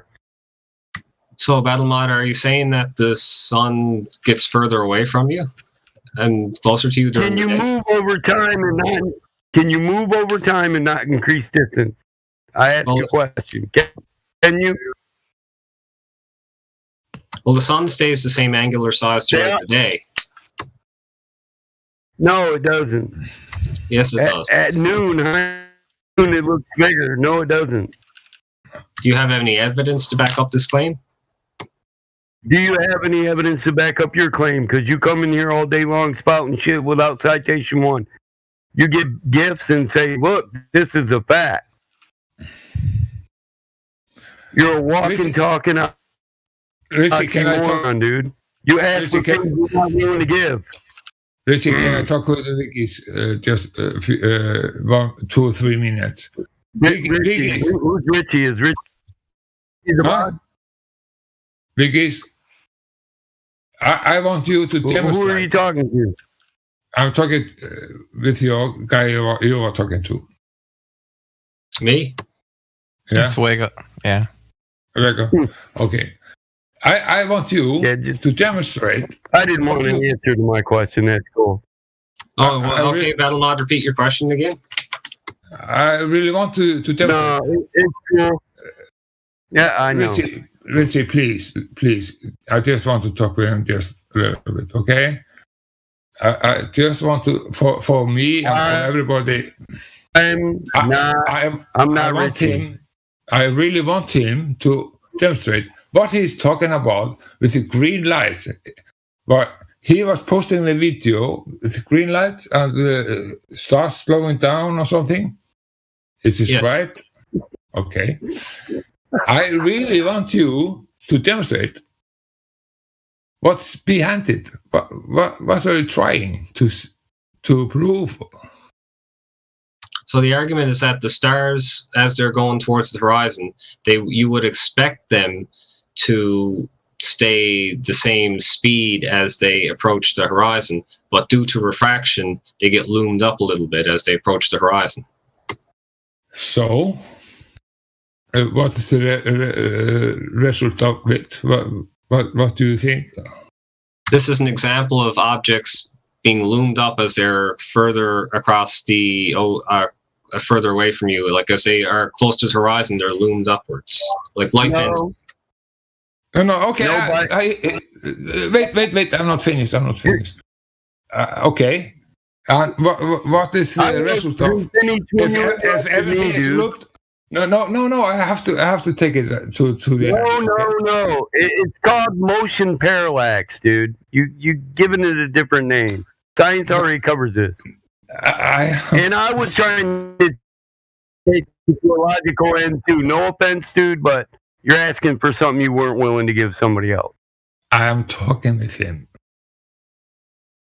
Okay, what you are now? Yes. Yes. What do you think? What is the meaning if everything is going upward? Well, it means that if the Earth is flat, there wouldn't be any obstruction of distant objects by the water. If you can zoom in on it, right? Or you tried zooming in and you... Yeah, like there's like stuff is obstructed by the water. No amount of zooming in will let you see it. Have you ever seen the ones where you can like take a ship and it goes beyond the horizon and then you zoom in, you can see it again? Yeah, it's just because it took up less than a pixel at the zoomed out range, but stuff actually does get obstructed by the water because it's large enough to see, yet there's water in the way of it. Okay, what, Wiggles, the pixel? Answer this, Wiggles. What? What? Sorry, did you understand what I said, Zodiac? The way you said, the way you said pixel, I was like, wait. So if you can zoom through, or sorry, you wait for the boat to go over the horizon, and then you zoom it back in. And the reason you can zoom back in on it is because of what has to do with the pixel again? Because when you zoom out, it took up less than the pixel. That's like, if I'm thinking of the video you're referencing. When you zoom out, it took less than a pixel. Therefore, you can zoom in on it, even though it should be beyond the horizon, which should be the curve, right? Okay. Now you cannot zoom in on objects that are obstructed by the water. Like, for example, in the CN Tower GIF I have here, the bottom third of the CN Tower is obstructed by the water. No amount of zooming in will let you see the bottom of that tower. Oh, sorry. I thought you meant, okay, so you're not saying boats go over the horizon. You're saying boats are going over a curve, which is water, right? Yeah, boats are going around the curve, and because of the curve, their hull is getting obstructed by the water. But, okay, but if you can... Wait, but if you're going to stick with that and you can zoom back in on it, that would be impossible. You cannot zoom in on these objects that are obstructed by the water. interrupt. Okay, so people are saying they can. How can you say you can't if people are saying they can't do it and there is proof of it? There's show me proof. What? It's obvious. It's not obstructed by water. It's angular perspective. Fuck's sake. Do you know what angular size is? Do you know what resolution is? Angular resolution is. Do you know tell what? me if you think these are real. Do you know everything is going down and everything is like around you is like a circle because of your personal dome. So Zodiac, those. Do you know personal dome is not a reality, but personal dome is like we see things. All right, so Zodiac, the first two boats, obviously it zoomed out too much to see the boat, so obviously you're not going to see it, but light from the boat is still reaching the camera in those first two examples. I'm sorry. Okay. How about this? How about this question? What in the bottom one with a coin, is that? What do you think of that? Do you think that's real? Yeah, so what happens there? That's a camera trick. When you zoom in on a camera, let me finish. Go ahead. This is the thing. If I had a nickel like that coin, if I had one of those coins for every time I was interrupted, I'd be making better than Shellbucks here. Go ahead. Yeah, and if we had a penny for every time you wiggled out of a conversation. Better than Shellbucks. How would you know anything about that? Are you a shill? Did you sure sound like one? Wait. A camera trick of what again? What'd you say? Fuck. I'm so sick of this shit. I'm going to get into this. Wait, I want to hear this. Not stick around any longer. I know. I just want to hear. Okay, what's the camera trick? Go ahead. Is he still there? Is he leave? Nobody is interrupting. Tell us. Wait, Wiggles, did you leave? What's the camera trick? Oh, damn it. He laughed. I'm sorry. Yeah. I couldn't hold my freaking. Yeah, okay. What was the camera trick? Oh, sorry. Go ahead. Yeah, after mine. Yeah. Go ahead. What was the camera trick in the coin one? Go ahead, Wiggles. Is he there? Or is he muted? Oh, Discord keeps disconnecting. Okay, go ahead, Hank. Or I don't know. He's disconnected again. That's weird. It's a camera trick. I can't deal with it. It's too much for me. Yeah, I was going to say hear us now? Everybody's waiting. If light bends down, like he says, if the Earth is flat, wouldn't that cause a false horizon? So this video explains the camera trick. Like when you zoom in on a camera, you increase the effective area of the lens, allowing you to see over the table because the camera is slightly below the table. How do you know it's slightly below the table? Oh, because it's Is this camera trick built into the eye too? Because you don't need a camera; you can just set your eye down and do it. So is your eye? Does it have tricks built into it? Your eye doesn't have a zoom like that. It's crazy. Wait, you wouldn't be able to zoom compression, not widening. Yeah, when you zoom in, you get a compressed view, not a widened view. What the hell are you talking about, Wiggles? When you zoom in, you had to watch the video. It explains it really well. It's compressed. It's focused on a smaller area, not a wider area. Wait, if it was really as below, you're saying you could zoom through an object? That's no. When you zoom, you increase the effective area of the lens, right? And then the lens is now above. Of the lens is now above the table. You decrease it. It compresses. That's brilliant. Sorry, go ahead. Yeah. With zoom, you're closing the aperture. You're restricting it, and it focuses on a smaller area. When you zoom, you increase the aperture size. Look at the video. It demonstrates this. Okay, I'll take a look. One sec.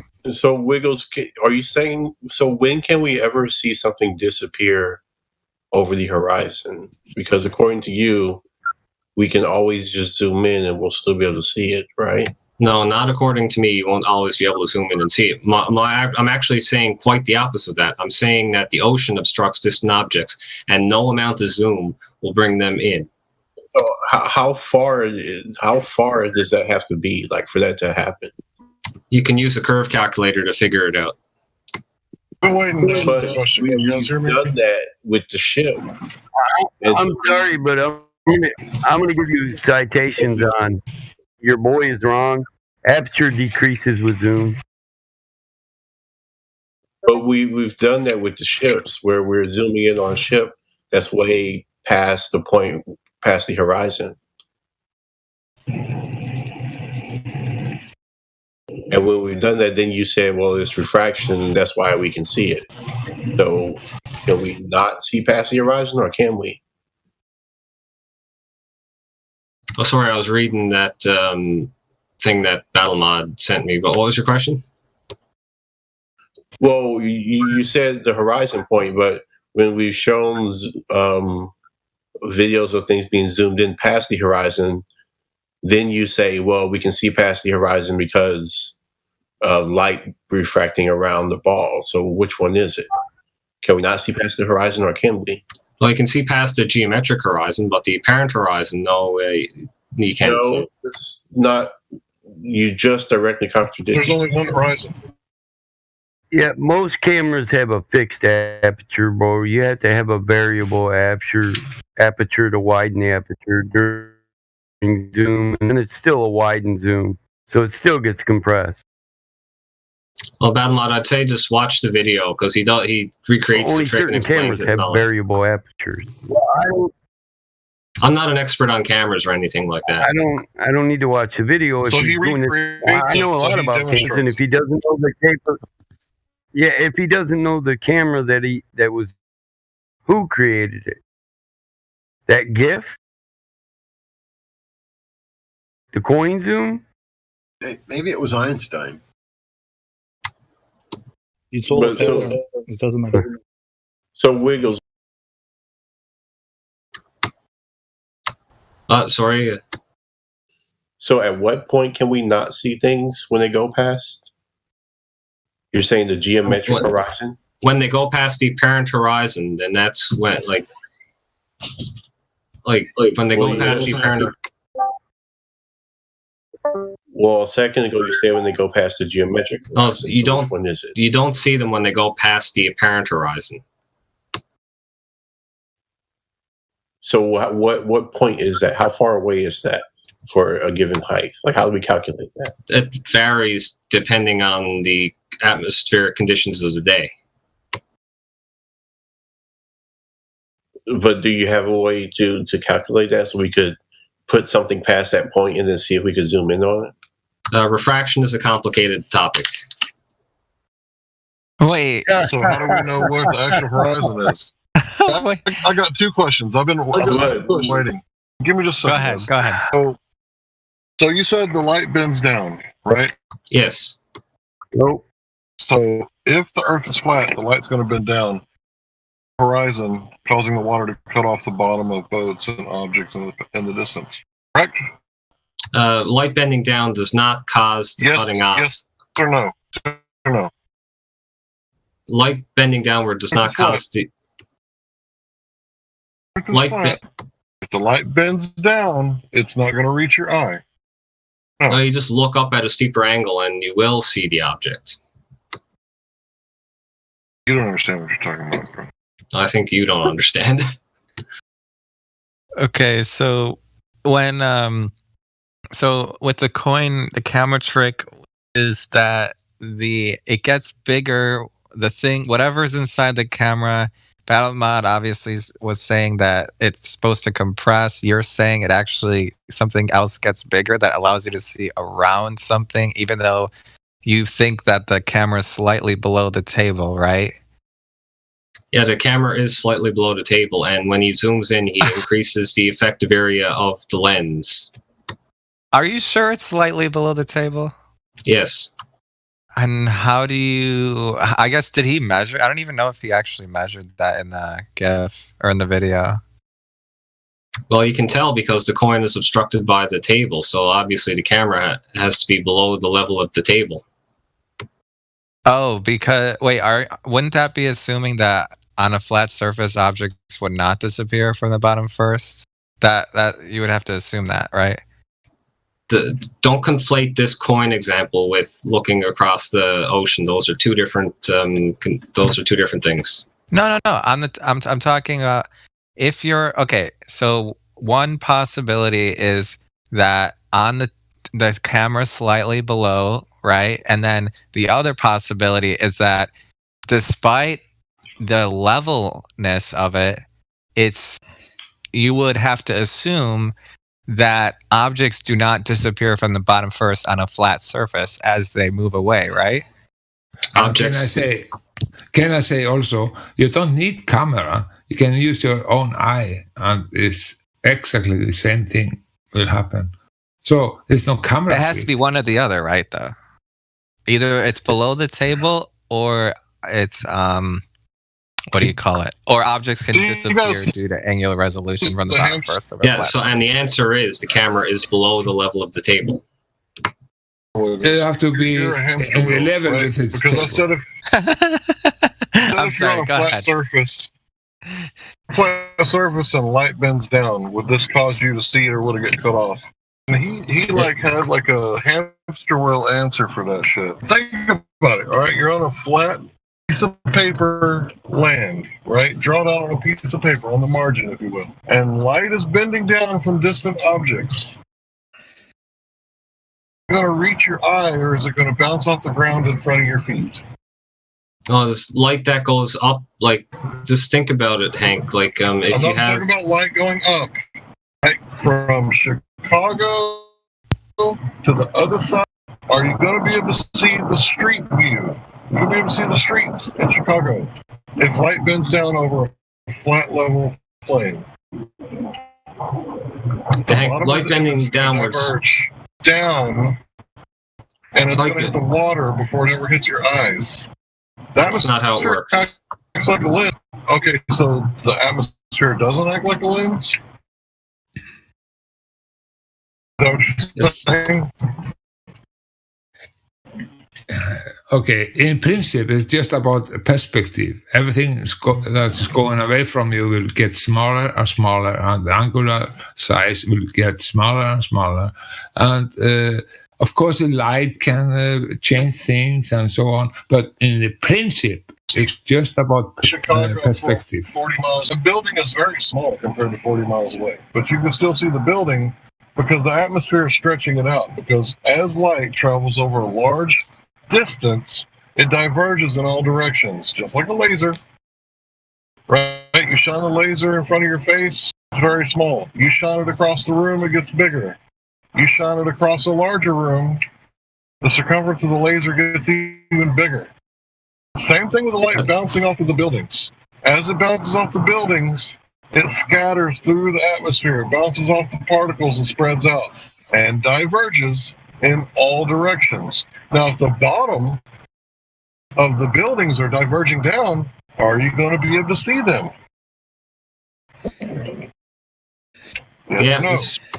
The atmosphere doesn't magnify things like that. Then how do you see a building from 40 miles away? The atmosphere don't magnify it. So he's saying that the laser light is going to be the same circumference a foot away and 100 foot away. Is that what you're saying? No, the light diverges. Oh, beam the of light laser bouncing off the diverges. building doesn't diverge. But that's different. So a laser, a light that's meant to stay focused, diverges. But just a regular light bouncing off a building, it's better than a laser, and it doesn't diverge. Got it. Light coming from buildings is not the same as light coming from a laser. Exactly. The laser beam is focused. The light coming off the building is not. So it diverges in all directions, including down.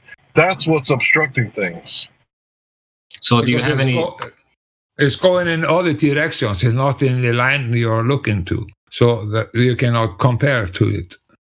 So Hank, do you have any demonstration of the atmosphere magnifying an object? Yes, I do. I have lots of it. Go outside and look, and you can see that when you look at things close by, like let's say a tree, it's a dark green. But you see a tree that's several miles away, and it's a light green. And then you drive down the road a little bit, and it's a dark I'm not sure what your point is. Okay, did everybody else hear that?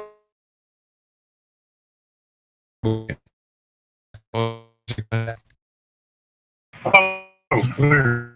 And besides, the guy who said that it was a mirage, he had an expert come on after that.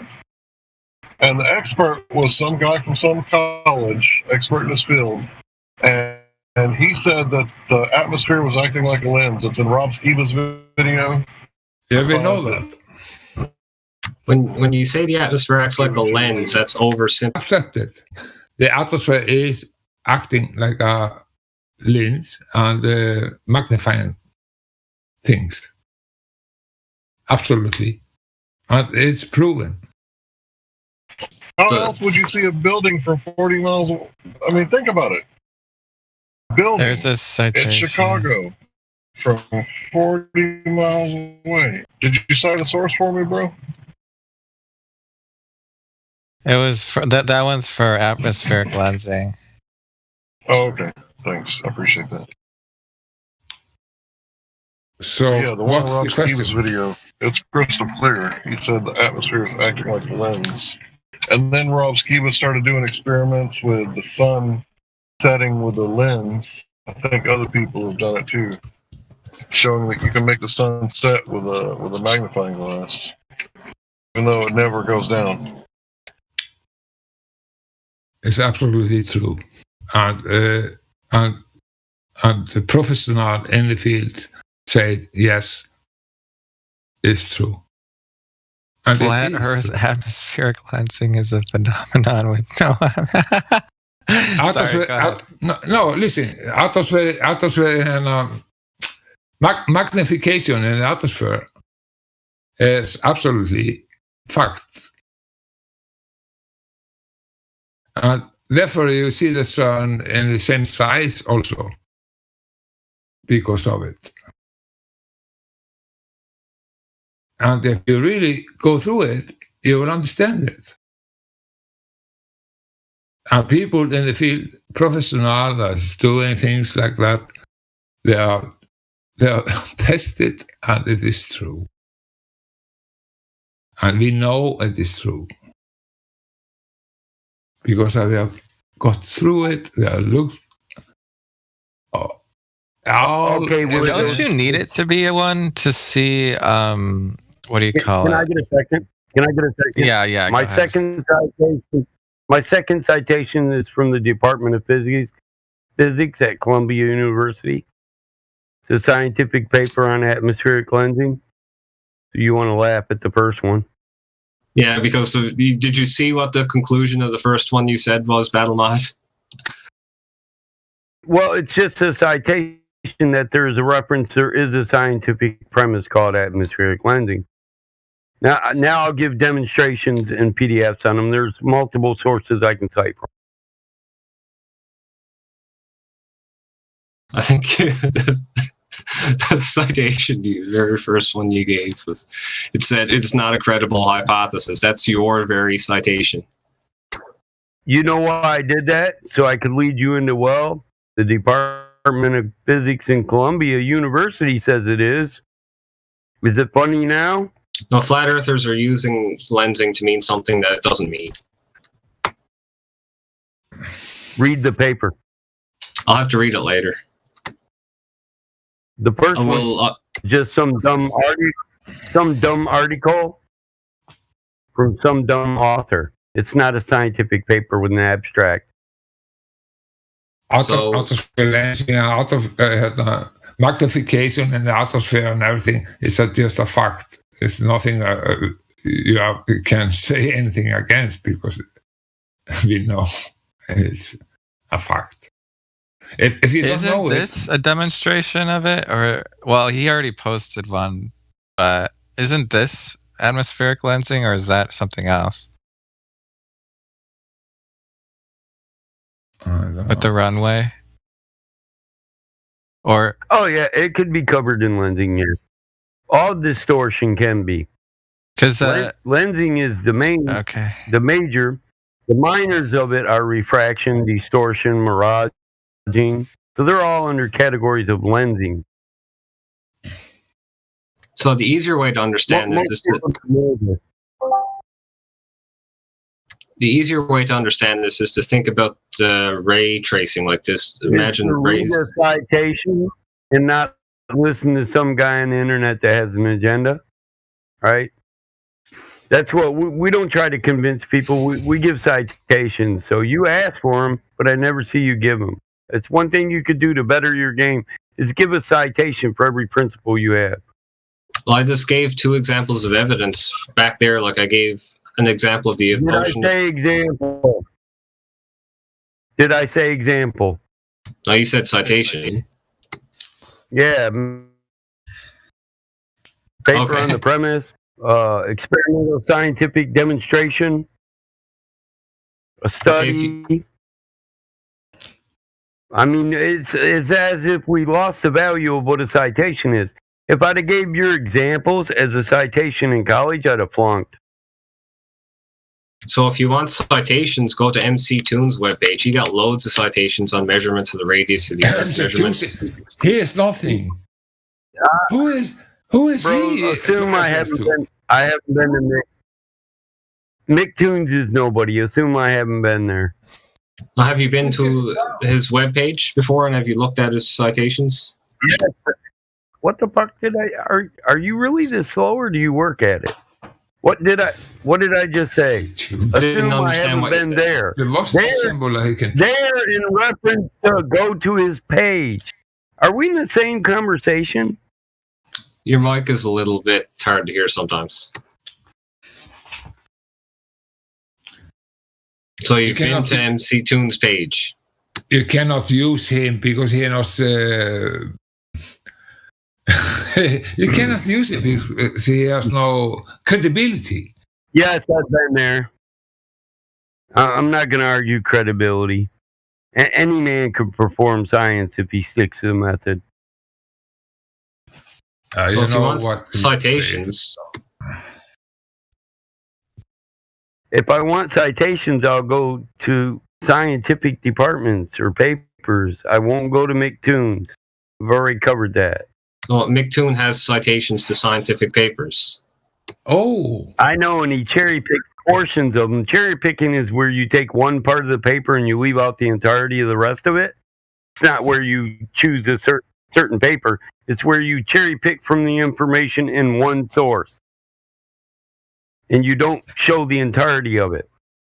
Oh, he He shows likes the to entirety of cut his citations up. No, he'll show you a screenshot of the beginning of the abstract or the formal, and then he won't give the rest of the citation. He'll give a link to it. So only the people who want the entirety of it will go to the link, where the other people just take him at what he says with his screenshot.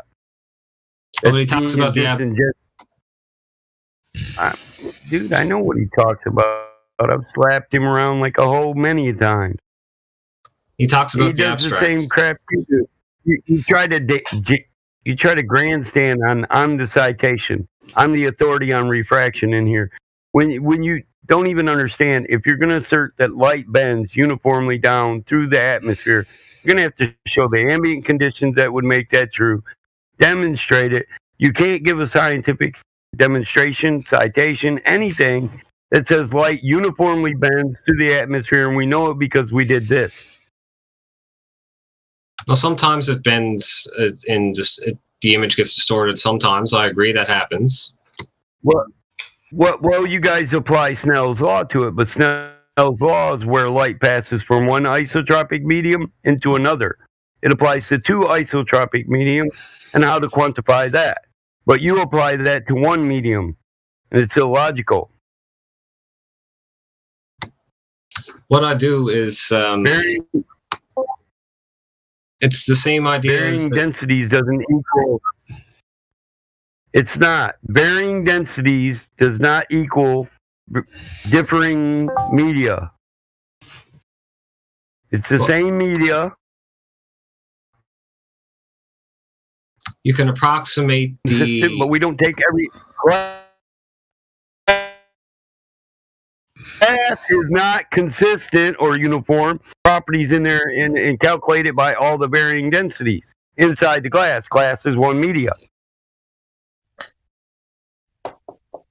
So what you can do is approximate the atmosphere as a bunch of uniform layers of constant density.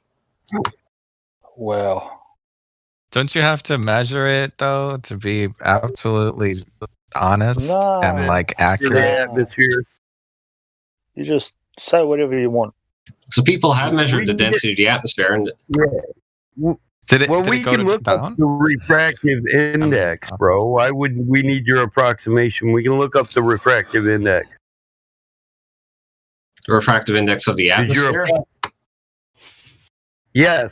Does your approximation differ from the given What's refractive index? What's the refractive What's index the of the standard atmosphere? for refraction?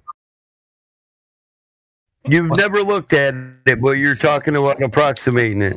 That doesn't look bad on me. It looks bad on you. I'm not going to help you out. Do your own damn research. You're the one that acts like you're an authority on refraction. What's the standard? Terrestrial refraction standard. Do you know? And I will also, Are you talking about 7/6R? will also Well, that's point part of it, but not the entirety of it. I will also point That's out just the R value. John, John. Do you have one that I have to say? That'd be great.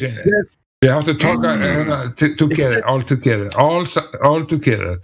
The pressure gradients and density is because of why we have pressure gradients. It's because of density and everything in the air.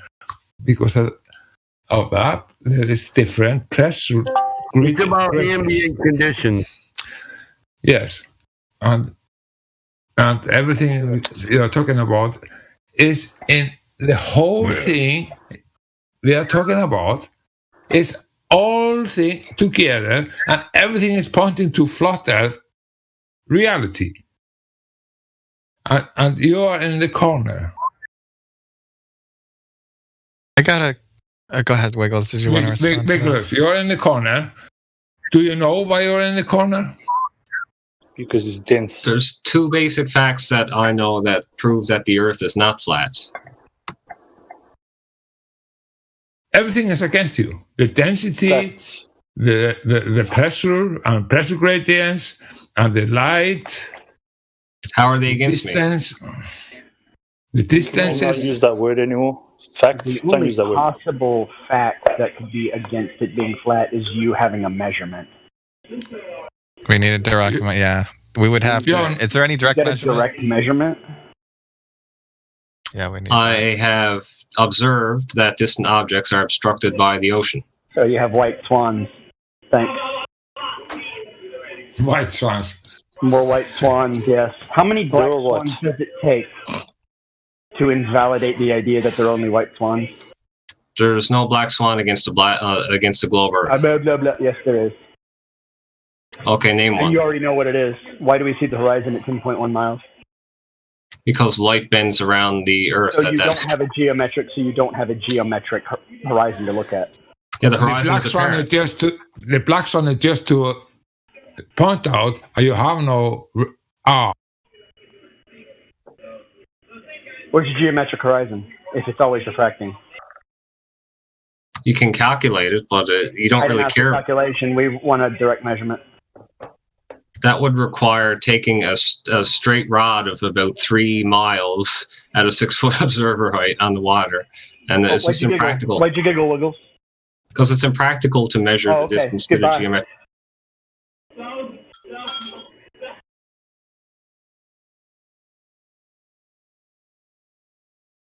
That was that was good. That was great. Oh, did he just? That was a good run. He had a good run. Yeah. Yeah. Yeah. I took my eyes out. And I was wanted muted. to Yeah, very nice. I literally How banned can- him. How do people not know how to use their fucking eyes? They do. Yeah, I don't think he Wiggled would. Wiggle's been in here so many times with that same crap. My question is, how do people not know how to destroy it by now? Indio, quite a few. My internet's crap right now, and I keep getting interrupted. Right, I crushed this 20 minutes ago. guys should start paying attention when other people kill this, and remember what they say. Research it. Ask for links on it. We're willing to share what we know. Yeah, that conversation between Wiggles and Meme was the best. He got straight to the point. It was fucking great, man. That was beautiful. That was so beautiful. Well, it's like a formula. If they're denying the black swan with a white swan, the only option is that they're saying it's geometric, but since it's a contradiction, it can't be. And so you just put the contradiction in front of him. What do? He giggles. That's it. That's all he's got. Yeah. Even if they, regardless of whether they answer yes or no to the, whatever their justification is for the black swan, it's over. Even if they, say it's not, they can't say it's not where it's supposed to be, or it is where it's supposed to be. Either way, it's, gone. Yeah, I say it's over no matter what. Everything goes off. Yeah. Had a guy That in was here the good, other night. Had a guy in here the other night, and he ended up just saying, "You're a jerk." That was his final response. Took about 30 seconds to piss him off. He had been going around for an hour with everybody. Yeah. No. Yeah, That was brilliant. I can get a little bit high. So, but everybody's talking in the same time. You have to break through. So,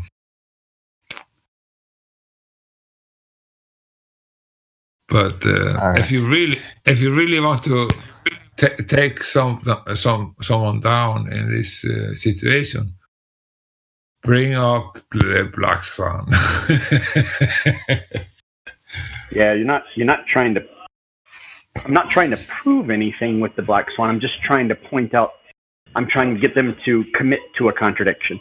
Come down to the earth. Yeah, the moment they commit to the contradiction, that's it.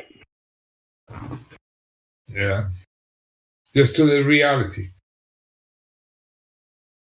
Yeah, because it forces them to make a decision on whether or not they will be honest. Yes. Because as soon as they realize it's a contradiction, they have to concede, or that's it. Or they have to lie. Because they are going in a circle. Okay, if that, then you are there. It's wrong. And if you say that, he is wrong also. So he's in a corner and they go. Because they are contradiction in everything. In Coriolis, and it's not Coriolis. If the atmosphere going with the Earth rotating or not. Sometimes they say it's Coriolis. Sometimes they say the atmosphere is going with the rotating Earth. It's contradicting, so it's not fitting. It's the closed system or open system. Oh, it's a big problem. Yeah. Where is the measurement? Where is your it? Where is the proof of your R? Really Where is the proof of the R? There's no R. It's flat. I have an F. They have an R. I have an F because F is flat. It's over, We are the fucking winner. Just smile on it. Take a beer or something. He talks about was it optics? This that he doesn't even know how his eyes operate. That dummy.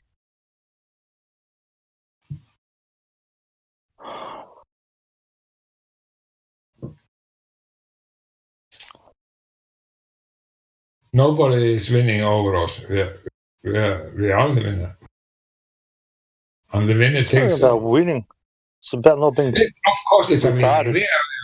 We are fighting. Yeah, so we are winning, but these guys are it's borderline retarded. Like it's backwards. Retarded, maybe, yeah.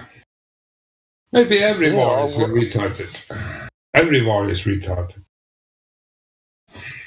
No, but it's perfect. But these guys are this is a whole different level I don't know. I think we might need to make up a new word for retard for backwards.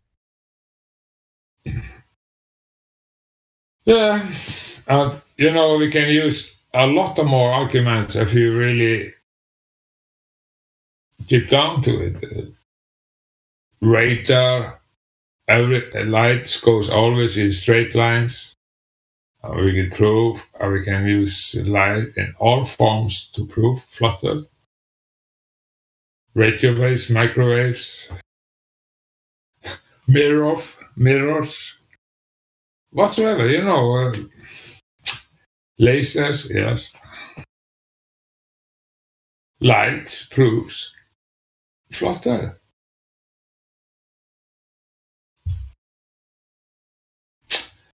The sun proves flutter in north. Absolutely. In the summer, 24-hour sun. There's no question about it.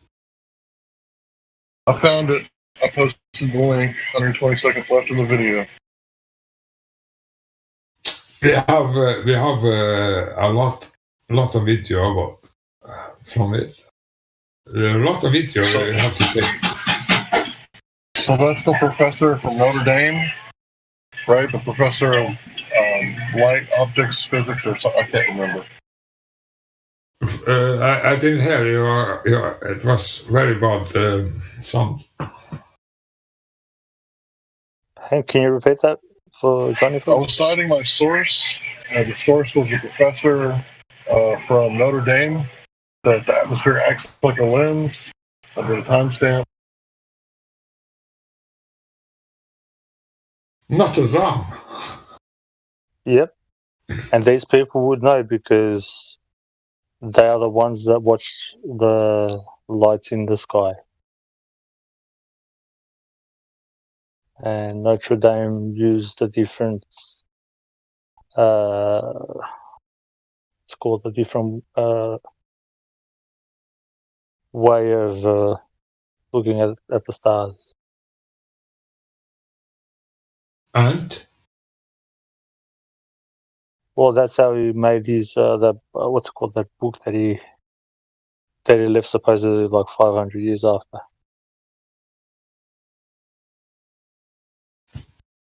And so he uses the well, let's say it's Babylonian, the Babylonian.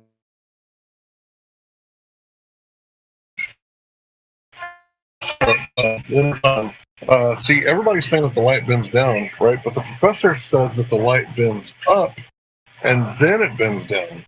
So what would make refraction work in the opposite directions with less density, like you said? Okay. In the normal way, light goes always down because of the density of everything is going close to the surface. Therefore, the light is following the density. If light goes up, that's because of something else is happening. It can be more than one thing. But in the normal way, the light will bend down. That is incorrect. What? Incorrect? Yeah, light does not bend just always down. They like to assume that there's a pressure I didn't say density that gradient that always. they're looking through that causes the light to bend down, but they don't actually have that. I say normally it's bent down, not always. It can bend up because of... Actually, you are inverting that. The norm is rather that it has a more tendency to bend up because of the temperature gradient. It needs a temperature inversion to make it and bend the other way. Density of the air, because density is always closer to the... affects density, but as you're looking through the bottom of the supposed density layer, you're not looking through multiple densities. So there is no reason for it to bend down. Yeah. Yes, it can bend up. If something it can bend down, it can bend up, but when it bends down, that's when there's a temperature inversion. Okay, but that's not the normality. Yeah, that's not the normal. The normal is that there's not such a big gradient between temperature, so that there's no bending of light. That's the normal. The normal is the light is always trying to go straight, of course. Yeah. So we are talking about minuscule of bending sometimes. They don't even know what light is. Correct. Yeah, just this. Thank you. You understood that. This is the biggest problem. Everybody assumes that they know what light is. Has anybody seen a ray of light? Light is can be from different perspectives. Yes, but it can you comes through. It came through, and the light is in a different. Yes, it's about correct, the but power can you- behind the light, how strong the light is, and Yeah, but have you seen, like, can you capture light? can capture light. You can feel the light. Yes, you can feel it, you can see it, but you don't know what light is. I was arguing this stuff when I was like 15. Exactly. I just want to butt in for a second. You know, Quantum Eraser, if you talk about light as in rays, like ray tracing, like NVIDIA, he'll cite a source proving that it's not a ray, right? So it's very difficult to determine what light is doing, right? Because half the time we're looking and half the time we're not. So what is light doing? Right? Is it acting like a wave? Is it acting like a particle? Is it going in straight lines? Are things perturbing the light? So it's a very difficult conversation to have, especially with people who won't be honest. It's absolutely not particle. That's It's for just sure. like matter.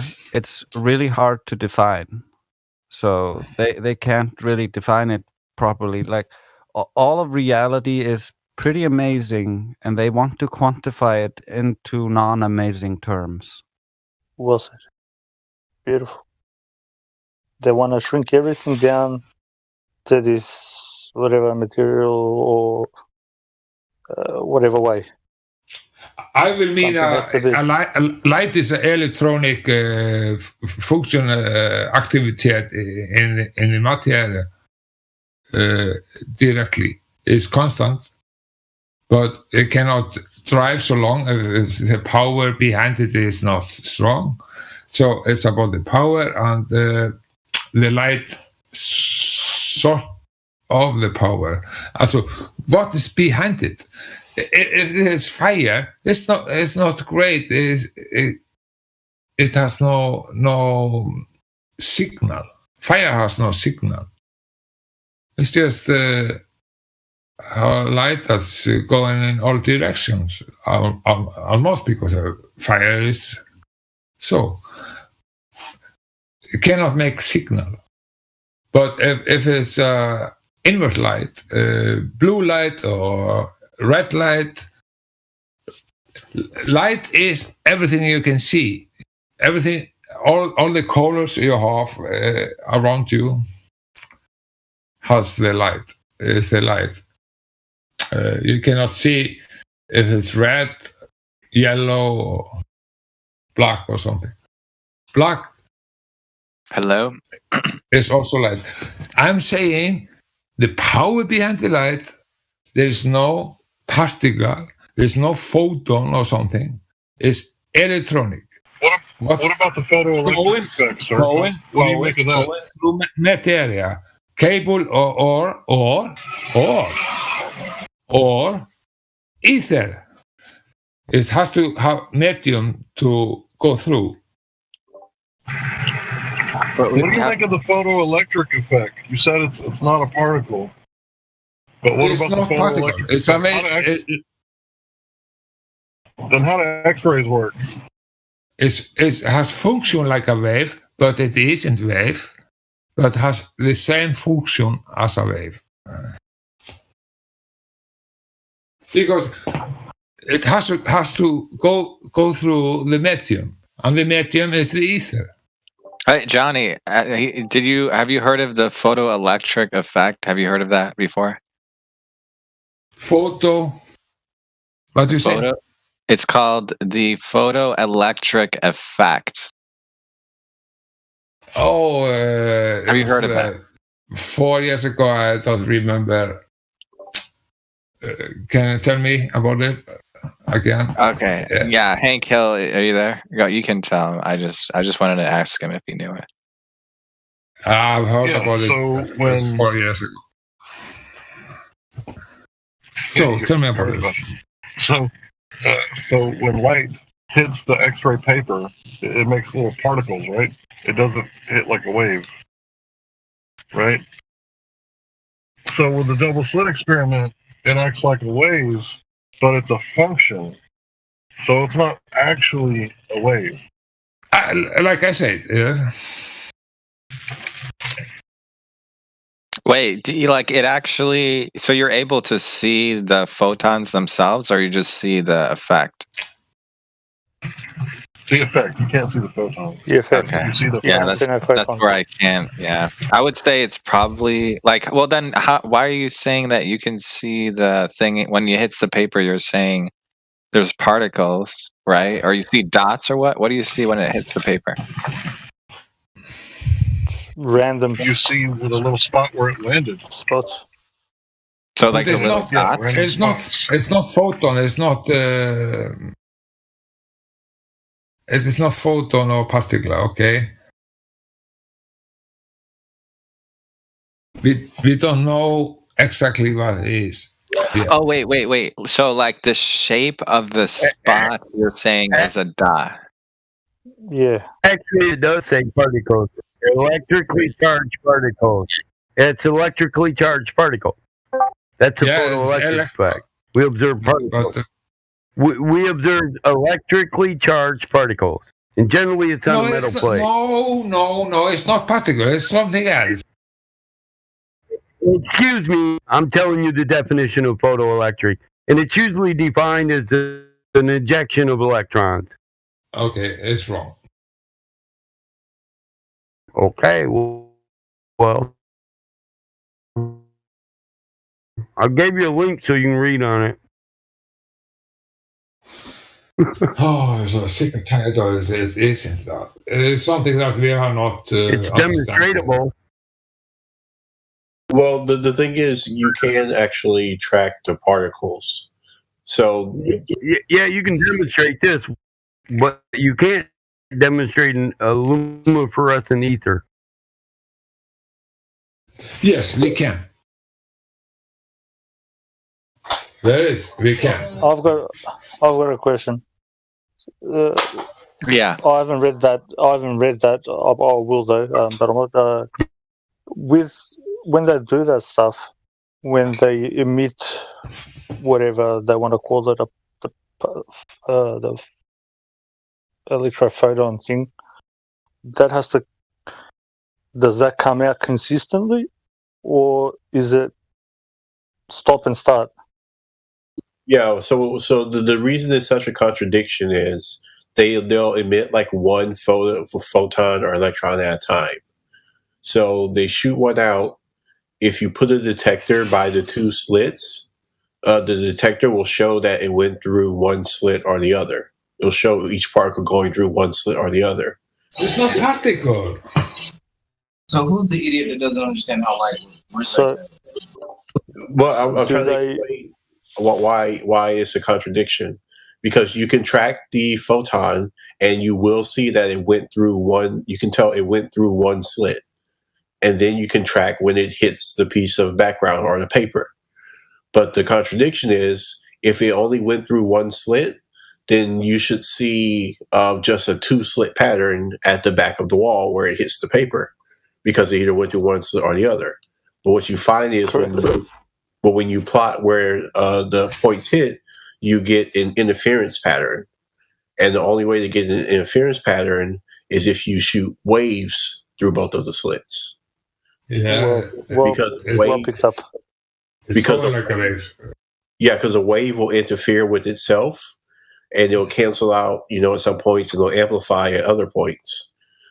But you can't have a wave interfering with itself when you're only shooting one particle through at a time. So that's why you get the contradiction. There you're wrong. The people is arguing about that. Is wrong about the particle. I don't understand that people is using this word. You have to. He's Battlemod's using it because they're using it. It's just demonstrating. It's not his thoughts. He's just saying what these but it's people wrong. argue. It's wrong. It's wrong. There is no particle in light. You cannot demonstrate it. It's part of something. That's why it's called a particle. It's part to make you tickle. It's funny. Yeah, but it's, That's particle is a materia, Oh yeah, They're not particle has to everything have a material. small amount of matter. Yeah, that's the problem because it has no Well, we need proof that it has matter or energy, but they define energy as a concept, as So ability. it's wrong. It's wrong. The assumption it's wrong. Vote. It's wrong. Stop using it and stop saying it. I don't use it. I don't say it. They say it. No. There is no materia in this example. There is other things. Because you don't understand it, and then you believe you can use whatever say whatsoever. Just say you don't understand what it is. There's something, and you can say what this something is doing. Equals But MC don't, squared, don't right? call it a materia, a particle. It's the definition of the word particle. Doesn't that require a small amount of matter? But the problem is they assume it has It's a energy big or problem. mass, Just right? energy. Yeah. Okay, just energy. Okay, but the problem is Exactly. energy. Just energy. Yes, energy. Equals MC squared. Yeah, it's the Energy weird. equals mass, right? Energy. Yeah, that would be- You can say Go ahead, energy. sorry, Okay. go ahead. Particles, right? What is electromagnetic radiation? Is that energy? Say it again. Does heat excite particles because it has energy? Of course. Energy equals mass squared, right? Speed of light. So No. energy equals mass. No, the Light is energy. the controversy of Electromagnetic radiation no. by E equals MC squared. It has mass. That's all I'm saying. No, it's wrong. Okay, so even though, That's so what I when you was saying. say when you it's say not wrong particle, by- you actually it's not wrong by that science. It's He's not wrong quoting by their that science. matter. Listen, matter. Yeah, matter just has to have energy.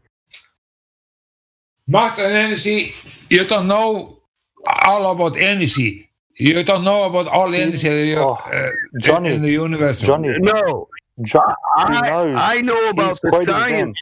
Listen, I know about the science that I was taught in college. Okay, and that's all I'm quoting is the science. I know as a human race, we don't know a lot about energy, electricity, any of that. Yeah, Oh, thanks. that. Thanks. I wish they would We don't even know where electricity comes from. It's natural. Electricity is natural. We don't create it. We tap into it. Yeah, well, I know all that. I'm just quoting their shit. I'm telling you where they get it to party. Energy equals mass squared by the speed of light. Yeah, but there is no speed of If it has no If mass. you know, then you should know. Listen. I explained the globe model so good that people turn around and think I'm a glober, but how can you not debunk their science if you don't know it? No, yeah. It's not a bad thing to know what they say and to know how it works and to know how it's demonstrated and propagated. Light can never measure it in speed because light, if you say light, you mean all light has that speed. That's wrong. You are using wrong terminology. You are using wrong language and everything because light is different. We have three possibilities. Listen, Light is you either- want my opinion on light? I don't want to hear your monologue for 10 minutes, Metal It's Arc. I about can do the this power real behind the quick. light. My I opinion, said that before. my opinion on light is we as a human race It's don't about know the shit about how it propagates moves energy. or work. You listen. If you knew, you'd have a Nobel Prize. We don't know what light is. It's that fucking simple. We don't know how it propagates. We don't know how it works. We use it. That's it. Well, we have three possibilities for how light travels, if it travels at all. Yeah, in your mind. Simply, undulation of the ether. We know what you think. Or two, it is a bullet that you shoot from the origin to the endpoint, like some sort of particle-like bullet. And It absolutely has to fit in these three categories, though, huh? Lord Lemon, These are only choices. from another place. So those. Well, I've heard Lemon's ideal on this a million times, and it always takes 20 minutes. Yeah, but not, it's the first time he does not talk nothing. He just want to come in and say something. So it can travel like a bullet. It can travel. Yeah, like yelling won't make it any more or it can be induced authoritative. to make the object, shine based off of induction. Those appear to be the three possibilities. He's talking about three actions. What is the three action, Lemon? Three axioms that give you three routes of exploration and experimentation. I guess you'd have to pick one or a couple of them to test out. You can pick all of them, test them out, and you won't get nothing. What about You cannot separate radiation? Sorry, What about radiating? You said induction, but what about what about making the thing shine radiation? without any contact, just forcing it to shine and emit light by induction, convincing it in effect to shine Radiate without light. any sort of contact. But doesn't the definition of radiation require the assumption of subatomic particles existing, right? No, radiation is typical for light also. There's many type of lights. Therefore, nobody can say what light is doing, the speed of light, because the light is... Oh, what is the speed of the candlelight? It does say it. I looked up the definition of radiation. It actually does assume it. It assumes subatomic particles. Microlight, microvision, micro signal. Micro, my butt. Yeah, that is type of light also. Yeah, but I'm just talking about the word itself, not like a physical example. That's why it just assumes the existence of subatomic particles. Radiation stems from radiant, right? Radiant? You know what the definition of radiant is? Just to glow. Yeah, the light, it's divergence radiant. from a central point.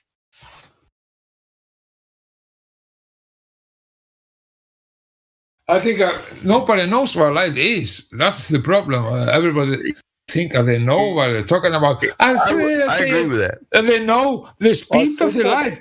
Wow, fucking stupid. There's no fucking stupid. There's no one speed of light. There's no such I thing agree. as speed of anything. light is. And I don't think light's induced either. All right. Is there any There's too many scenarios. There's too many different ways to produce light, and not all of them need induction. Well, if it travels like a bullet, ideally you'd be able to track the bullet from origin to endpoint, but ideally you'd be able to have the bag of the bullets. So the particle. I don't believe it travels like a bullet. That's what they. Bullets go one at a time. Light is constant feed, whether it's from a I think you're interrupting Lemon, but all the time. I will Lemon talk to the point. No, I think he's robot. I mean, Balmods, I think you're roboting. Well, if it travels like a wave in an ocean, the ocean never moves. The only thing that moves is the ripple. So if you're talking about the ripple induction, technically nothing moved. The only thing that moved was the wave or the ripple. But how are you going to track a ripple in a pond? That's, nearly impossible itself. If it's by induction and you're convincing the object to shine, well, then what do you measure? Too many Inductive signal or the speed at which it's shown after getting the signal? I mean, this stuff can be a nightmare. All right. Anybody have questions about flat Earth? Or sorry, did BattleMod? Did you want to say something about? Yes, it does. How does light work on a flat Earth? Unemployed. Oh, Without pay. so it's in the unemployment line. Well, that's paying good nowadays. Yeah. BattleMod, you I owe me hear a chat, tell. bro. I'm under It's in what? the same unemployment line as tides and Earth. I'm telling I you. said, Look, I've heard a lot of premises on light. I don't disagree with all of them. We can't demonstrate none of them. So I stand on that. Man doesn't know what the fuck light is. I have one question. Can we go around flat Earth? Across? Around.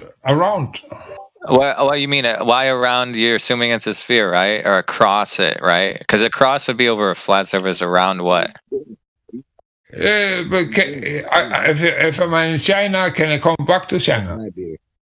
Oh, well, that is circumnavigation from east to west. So yeah, you can do that on just going in a circle, but you're not going straight. You need to prove that you went straight in order to debunk the flat Earth. So I have to go in a circle. Can I go straight? That would be really difficult and really hard to prove, but you'd have to get a plane and then travel across Antarctica, allegedly. So you'd have to go straight past Antarctica, basically. So, yeah, what I'm saying? So how do you know you're gonna stay straight? You need a reference. Yeah, I don't know how you're gonna do that. Stay straight. So I believe you said that Antarctica was all around. What's the problem? I haven't been there, but allegedly, according to the map, yeah. But then again, that could be fake. So all you need to do is prove that you're going straight for, let's say, 20,000 miles, and and then if you end up where you went, if you end up where you started, then yeah, it's not flat. But if you don't, then it is flat. So it's always flat in the end. Or maybe it's not perfectly round. Yeah, that's true. Even on a globe, you cannot go straight because you have to curve down around the globe. Yeah, if you're going straight, then it's flat. That's why I asked the guy what is up and what is down on the globe. You only have to be very high in the air to go straight, because you cannot do it on the surface, because the surface is curving. Everything that's curving is not straight. Right. So if anyone is able to go straight for like thousands of miles, then it's either flat. It is flat. Because otherwise, how are they going to go? How are they going straight if it's not? If it's a sphere, right? This is why no train can go up or down in that way. So this is why the mechanical gyroscope debunks the globe. Because if the globe were curved, the gyroscope would show that with rigidity in space. Yes. The gyroscope is holding the level, and it's not dependent on what is around it. It's rigid in space. So if you spin it up sideways, it will remain sideways. Yes, and if you spin it up on the ground, it will always. And you lift up in the airplane, it will always find the level to the ground after that.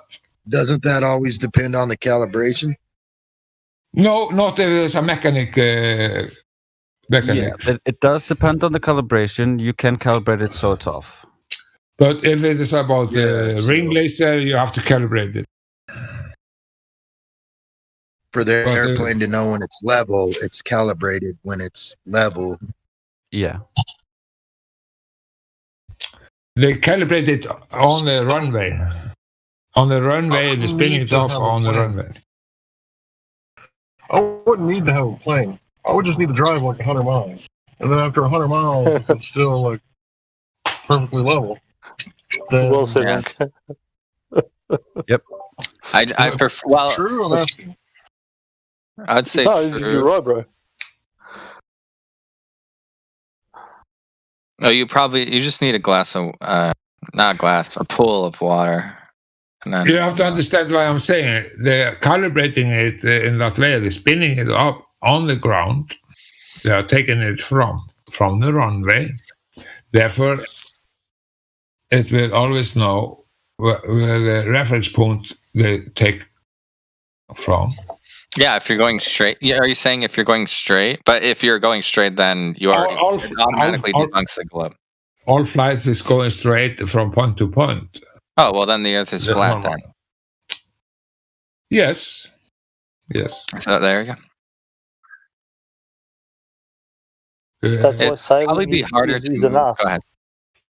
Sorry, bro. I just wanted to say that's why sailing is a bit of an art form. You really need to know what you're doing, because of the mechanics of it. It's flight is much easier than sailing. You use like it's called like plain sailing, but it's hard to have a proper. You can't get a proper map or a 2D projection of something that's 3D. Yeah, but alla maps are flat, and they are not.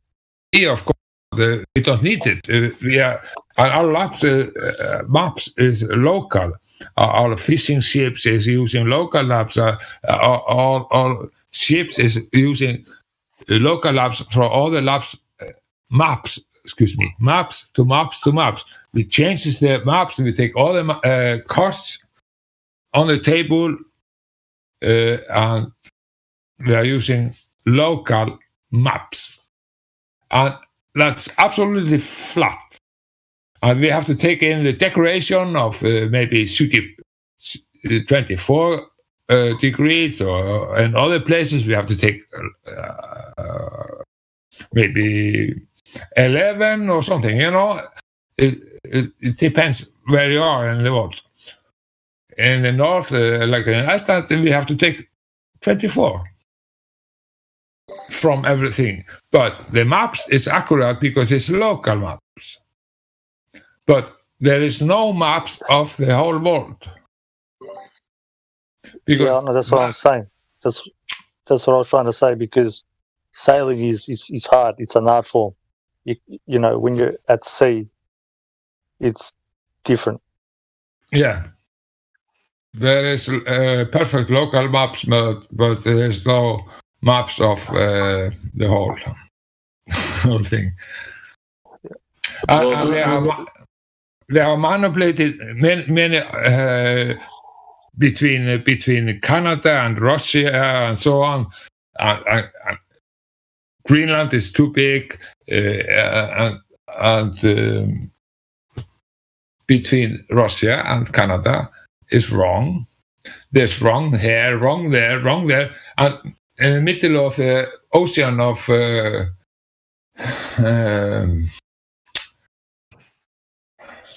there's wrong in the middle of the big ocean, in all ocean of the so-called globe. It's only one ocean, but yeah, they say it's 7. It's to make up the gap. Is James Richard here? Okay, never mind. Go ahead. Yeah, I'm Sorry. here. Did you did you have any questions? I'm a flat earther.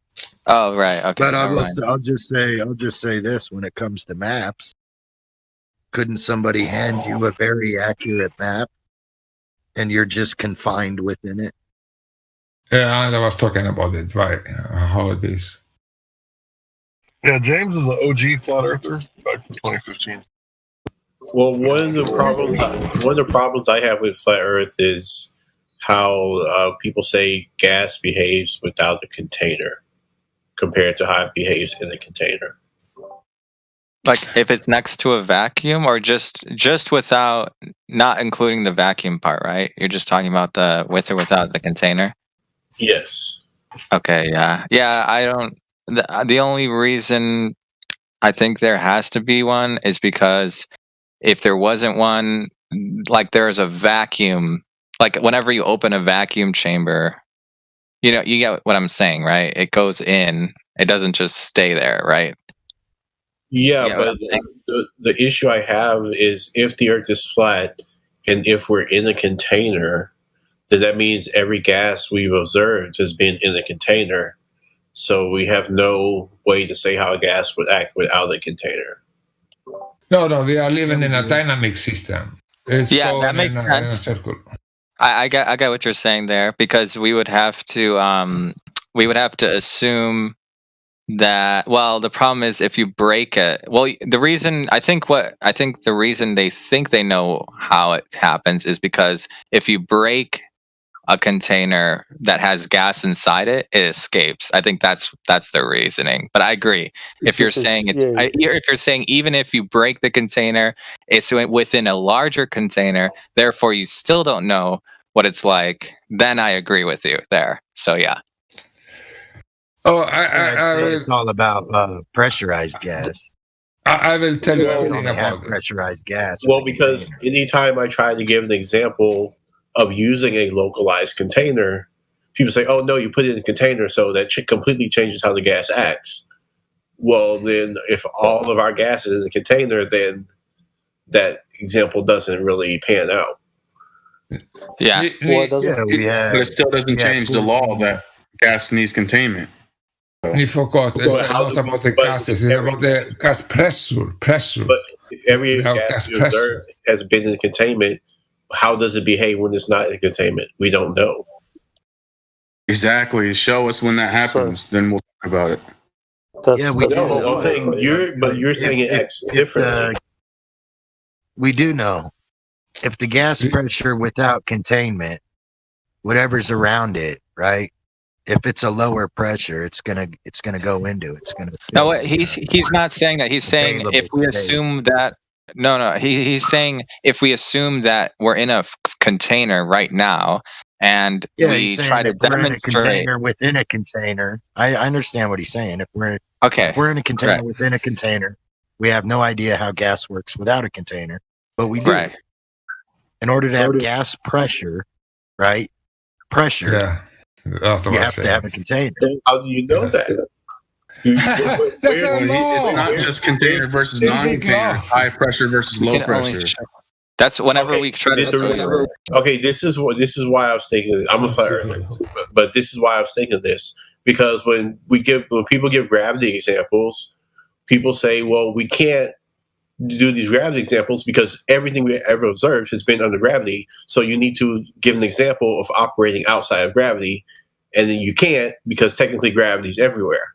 So if you want to give me an example of gas acting outside of the container, you can't, because according to your model, all the gases that we've ever observed have been inside of a container. Right. The thing is, the difference with gravity. With gravity, you can't manipulate it, right? But you can manipulate not having a container. Now, it will equalize the pressure around it, which is 14 psi. Other than that, we can't have more pressure than 14 psi at sea level without a container. He's saying at sea level, it's still in a container, though. That's his argument. I understand that, but you can't have more pressure than was already in our pressurized system without a container.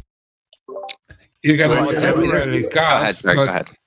I have to say it so you understand it. You can have a temporary gas all over that's leaking out from your asshole or something, but it's to get the pressure. If there's a gas pressure, then you need a container. Nothing can be pressured without a container. Something. Can you give an example of that? You can never have a gas pressure without a container. If not, it will go to leak out to nothing. It will never be a pressure. Okay, so you're making a gravity claim now. Give me an example of that. No, there's not nothing about gravity. No, I'm saying you're making the same You don't know what gravity is. There is no defining about gravity, so don't talk about gravity. You just talk about simple pressure. You're saying we can't manipulate independent variables, is what you're saying, right? All causes. Yeah, because dependent. We can manipulate high pressure versus low pressure, and that's the argument. If there's lower pressure, the argument isn't high pressure versus low pressure. The argument is gas without a container. Yeah, but that's part of high pressure, low pressure. If the vacuum of space is lower pressure than the pressure in ours, it would fill the space and equalize, right? So we can low pressure and high pressure implies some sort of a container to get pressure. You need always a container. Always. The keyword is pressure. I agree. Gradients in the container. You can have a different pressure in the container because of temperature. If you say something hot close to the container on the top, everything the gradients will change. And if you set it on the bottom or ice or something in the container, it will change the gradients inside the container. And we can definitely replicate. So in other words, if it's just a container inside a container, so if you put a big container and pressurize it to, let's say, 18 psi, and inside that container you have one with 20 psi, or let's say 50 psi. If you open the one with the 50 psi, what's going to happen? It's going to go. It's going to escape into the 18. Exactly, and it's all going to equalize.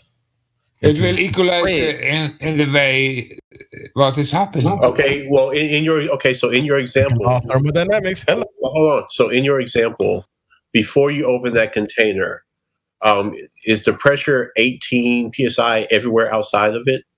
Outside of it, yes. So there's no pressure gradient based on the weight of the air at the bottom. I mean, if we make the container high enough, then there will be a pressure gradient. There is no pressure gradient due to any weight. It's about the density inside the container. So. You mean like weight in terms of gas? I mean, sorry, density, not weight, right? Is that what you mean, Strawberry? Or you mean weight? You can have a different. Forget weight. Just my question is, if you have a container filled with homogeneous gas, would there be a higher pressure at the bottom versus at the top? Oh, like a gradient? I would assume that would be that's the only way you can demonstrate a gradient is in a container. So yeah, I would say maybe, because of density of. Depends on where the heat source was. On depends on a lot of factors.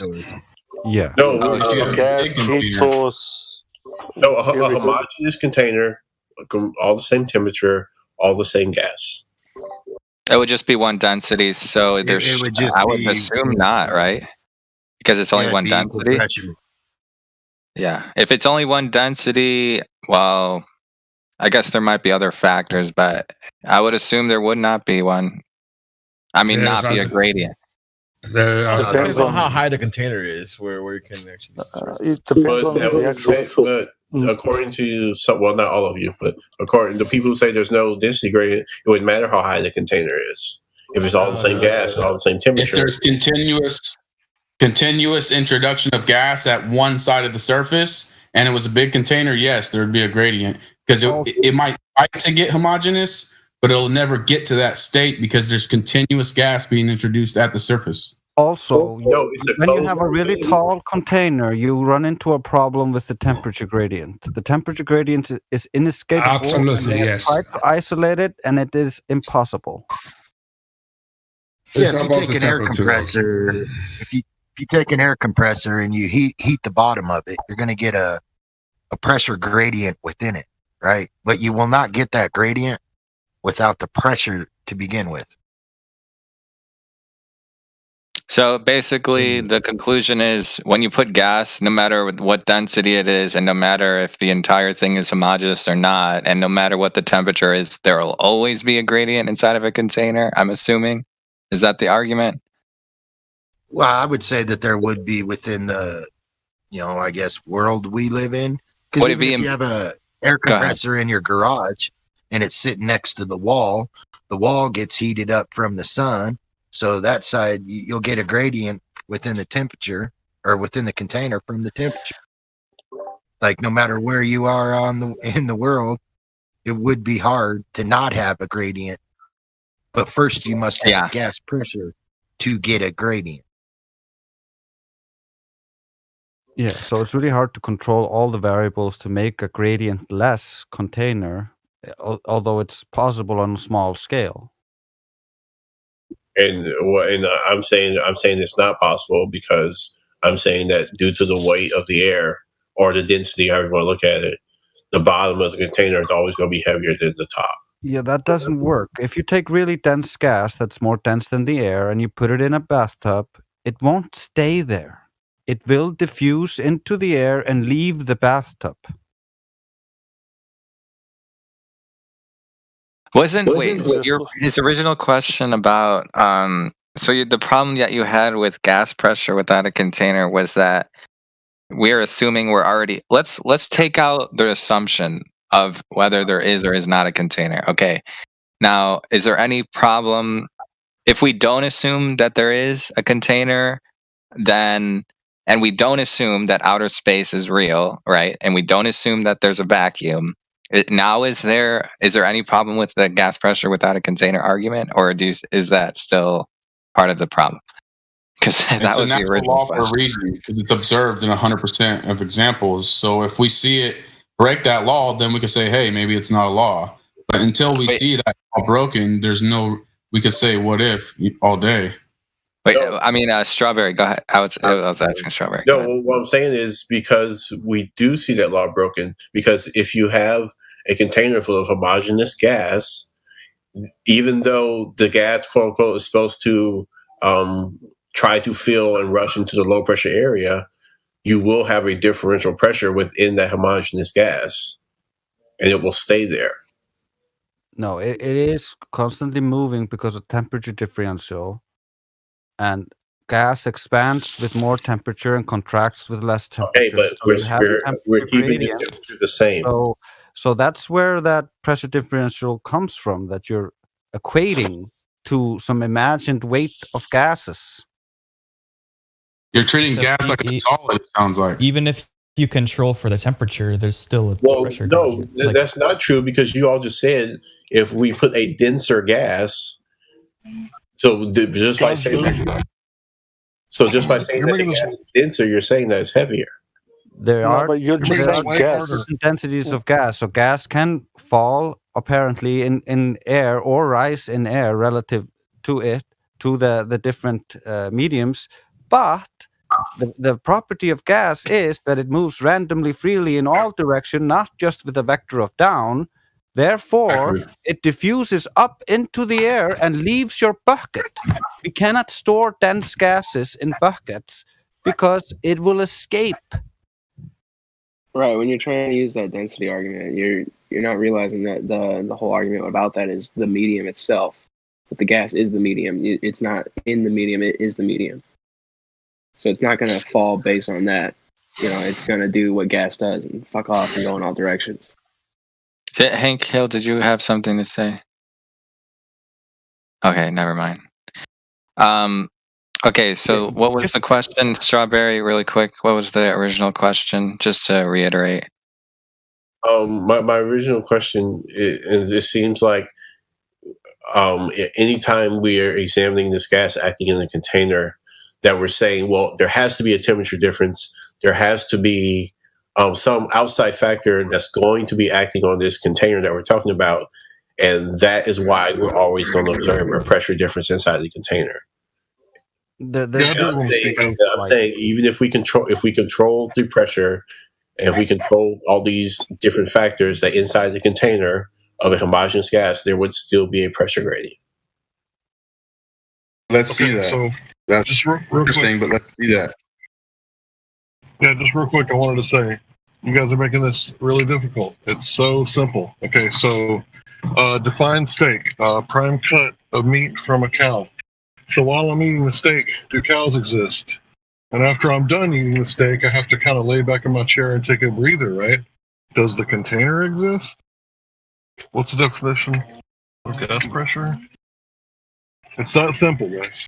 Yeah, the problem here Yeah, is it's pressing against the walls of a container. He's saying that What I'm saying is, it the doesn't. problem here is that he's saying that gas is acting like liquid. It's not shouldn't be rising to expand to fill the container, but rather should stay at the bottom with more pressure at the bottom and less pressure at the top. We don't see this in containers.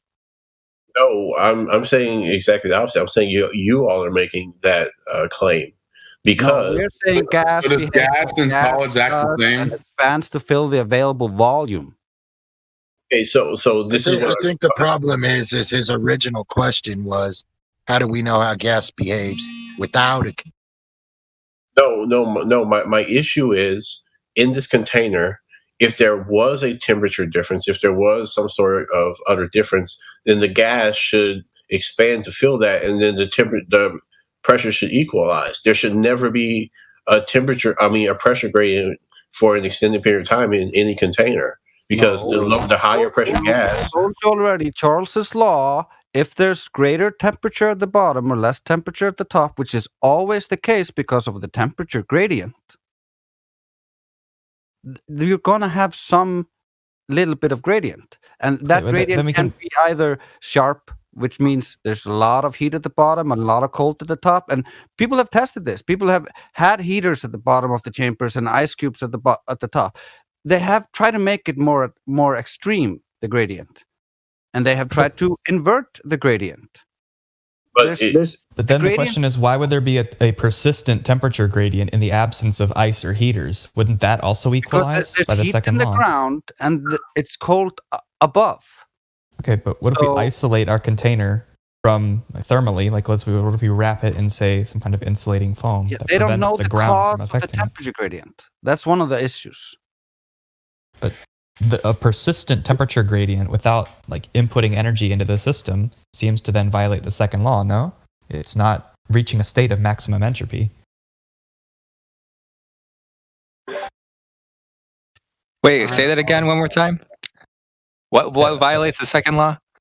A system that, without being an isolated or reasonably well closed system, that has this persistent temperature gradient and doesn't equalize out to the same temperature. But how you does don't that know if you're comport? actually isolating. There could be a confounding variable somewhere that you don't know what about. And it's not just temperature. When you're talking about the container of Earth, it's not just temperature that causes a gradient. You have continuous introduction of gas at one side of the container. That's alone is going to create a gradient. I know. That's why I'm referring to a controlled experiment and not the Earth in general. Where you have continuous introduction of gas in our container as the Earth. They're trying to create You mean like trees and everything that emit gas? No, that's not continuous introduction of gas. Oh, you're talking about transform or what do you call it? Transform. There's always the dynamic system where you have continuous. Water is constantly changing into gaseous water at the surface of the Earth, and higher up, it is constantly condensing into clouds and then falling again. So there's gas being ground level and gas being taken out of the system above. No, you're not looking at the Earth, the entire Earth as a system. You're localizing the system. The Earth is by your definition, is a closed system because it's in a container. So there is no closed continuous dynamic, introduction yes. of Closed gas. dynamic, yes. No, a closed system. How much of the surface of the Earth is? Yeah, closed dynamic system. So it's been introduced, and that's it. Well, I think he means added, not transformed. I think he's saying there's new gas. Like, in other words, he's saying there would have to be some kind of entryway for other gas to get inside the container. Otherwise, there's no way. You get what I'm saying? I think so. Not me. I didn't mean it in that way. I'm talking about dynamic system. Yeah, okay, so I don't see an argument for this dynamic system to have persisted for thousands of years without the pressure equalizing. Why is there such a low pressure? Temperature changes and all kinds of things that Yeah, as the sun. But that would be akin to saying that this closed system is producing a noticeable decrease in entropy. Being For a one, pressure when gradient. the sun shines its light through the air, it does not heat up the air. It heats up the air after it hits something, and then the light scatters into infrared, and that heats up stuff. So that's why the heat comes from below, not above. I think. Okay, now we're getting onto the question of what causes the gradient, right? That's the question. What's causing the gradient? But the gradient is also in the ground, which is like it's multifaceted. It's not Yeah, so even within this gradient, why does this 14 psi air rush to fill the 0.1 psi air at the top of our atmosphere? Because according to you, that's how gas behaves. That's the way that it works. It rushes sideways to the up and down. It's called wind. So why do we continuously still have after the dynamic system is working? Okay, but if we go back to our original example of that 18 psi atmosphere and you opening a 50 psi container, according to you all, that 50 psi container, the air in that is going to rush out, according to what you all said, to fill the lower pressure 18 psi. So why isn't all around Earth, why isn't there this continuous updraft of this 14 psi air rushing to fill the top of our atmosphere? There is. Because it's a dynamic system. It goes around. Isn't it has to do with density, right? If we fill the lower pressure, the available volume of it, yes. Except that the pressure lower gradient is basically everywhere. So why isn't this updraft happening everywhere? Law of entropy. It does. It happens at different times. It doesn't all happen at the same time. It has to, according to y'all. Why not? The gradient happens everywhere at the same time. Who says that? According to y'all, the higher pressure air. It happens It doesn't matter where you are or what time it is. The pressure at, say, thousands of feet higher than your altitude is going to be lower than where it is now. It is a continuous, everywhere, all the time pressure gradient. So you can't justify that with sometimes, somewhere updrafts. Yeah, there's constant generation of gas at ground level, and there's constant evacuation of gas above, or condensation of gas above into liquid. It does like to homogenize, but it just can't because of how dynamic it is. Exactly. And then there's Charles' law by itself can also explain it. So So if it's dynamic, where are the areas where the pressure is equalized? Because if it's dynamic, there should be areas where it's not equalized and other pressures where it's attempting to equalize. Well, highest up is nothing. Is not much happening. Most is happening in the lower area because of the density of the pressure and of the gases. Therefore, there's more movement in the lower area of this so-called container we are talking about. But what I'm saying is, you're saying it's dynamic, but if you look at the picture or the complete system of the Earth, if you average the localized areas where it's trying to equalize, you still have this average dynamic that is a persistent pressure gradient. So if it's dynamic, you would be able, if you averaged these actions across the globe, you would have an average pressure somewhere, but you don't. Therefore, we call it a density pressure. Density pressure. No, because we established, according to y'all, we established earlier, there isn't. Density pressure is like a pocket. Yeah, you can got more pressure in this area, more pressure in this area, and other area. Yeah. Then that's absolutely fact. There's not always the same pressures everywhere. We have something called pressure belts, which follow with how the sun moves. So yes, over the Earth because of temperature. Yeah. So that's why you have day and night, mechanism that's winter happening. and summer. For God's sake, it's very simple. No. What about the pressure gradients above the level of the clouds? Like let's say that I grant you, or let's say that we take it as an assumption that the pressure gradient between, say, sea level and cloud formations is because of, say, the evaporation of water or the production of gas, that's condensation in the clouds. What about above the clouds at the level of the top? Okay, I will answer this. It's no. I can. But it's about the gases. Is all the type of pressure. If they are near the ground, we are talking about density of materia, more dense materia that is pressured. But if you go higher up, then we are talking about more clean gases of pressure.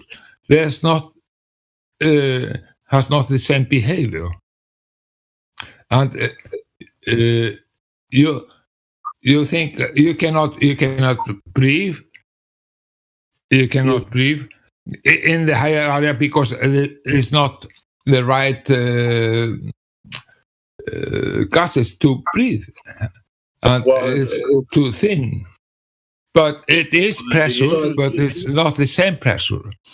But it is pressure, but it's the gases and the molecule between the gases is wider.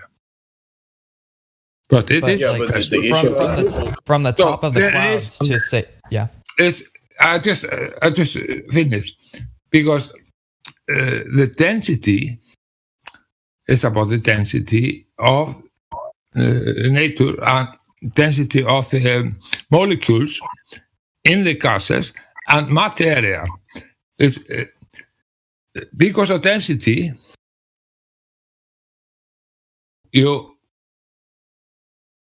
Everything gets heavier.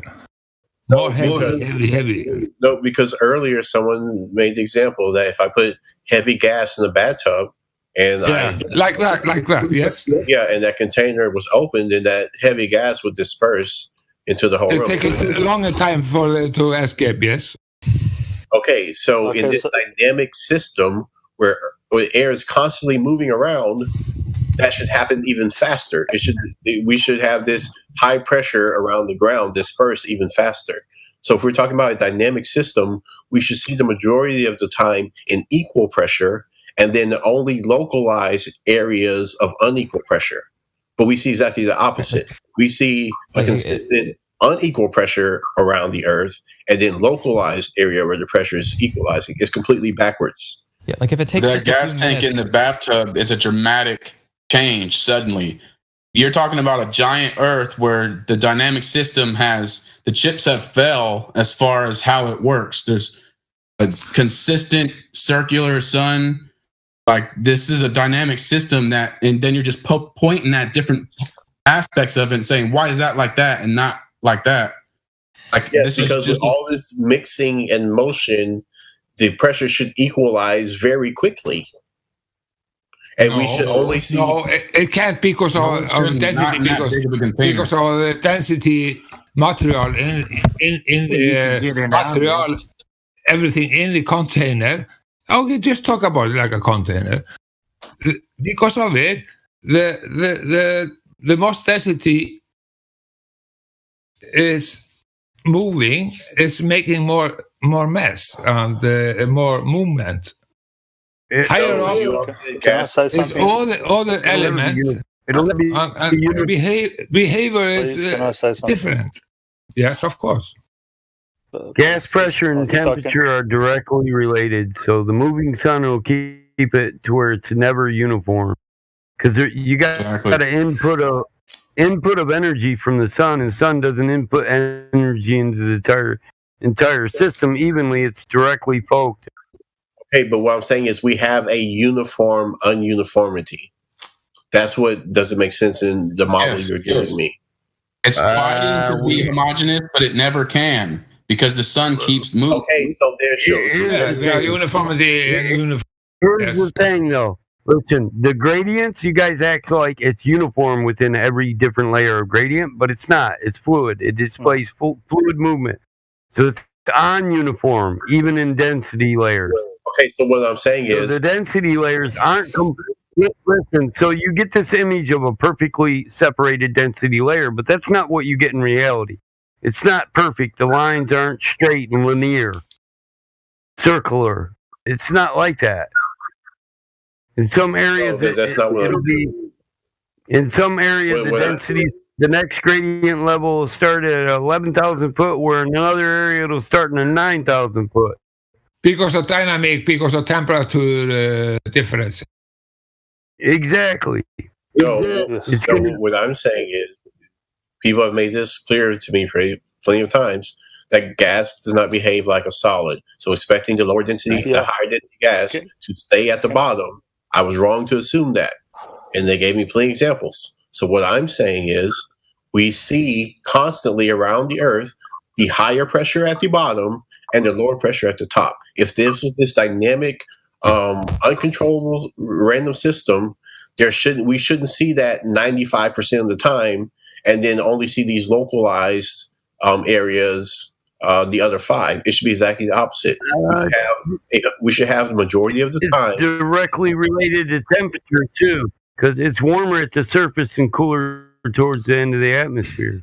So that's directly related to temperature also. Sure, but the law there is proportional, right? So if the pressure is 15 times different, which it is between say, 1 Pascal, warm gas moves more, has more.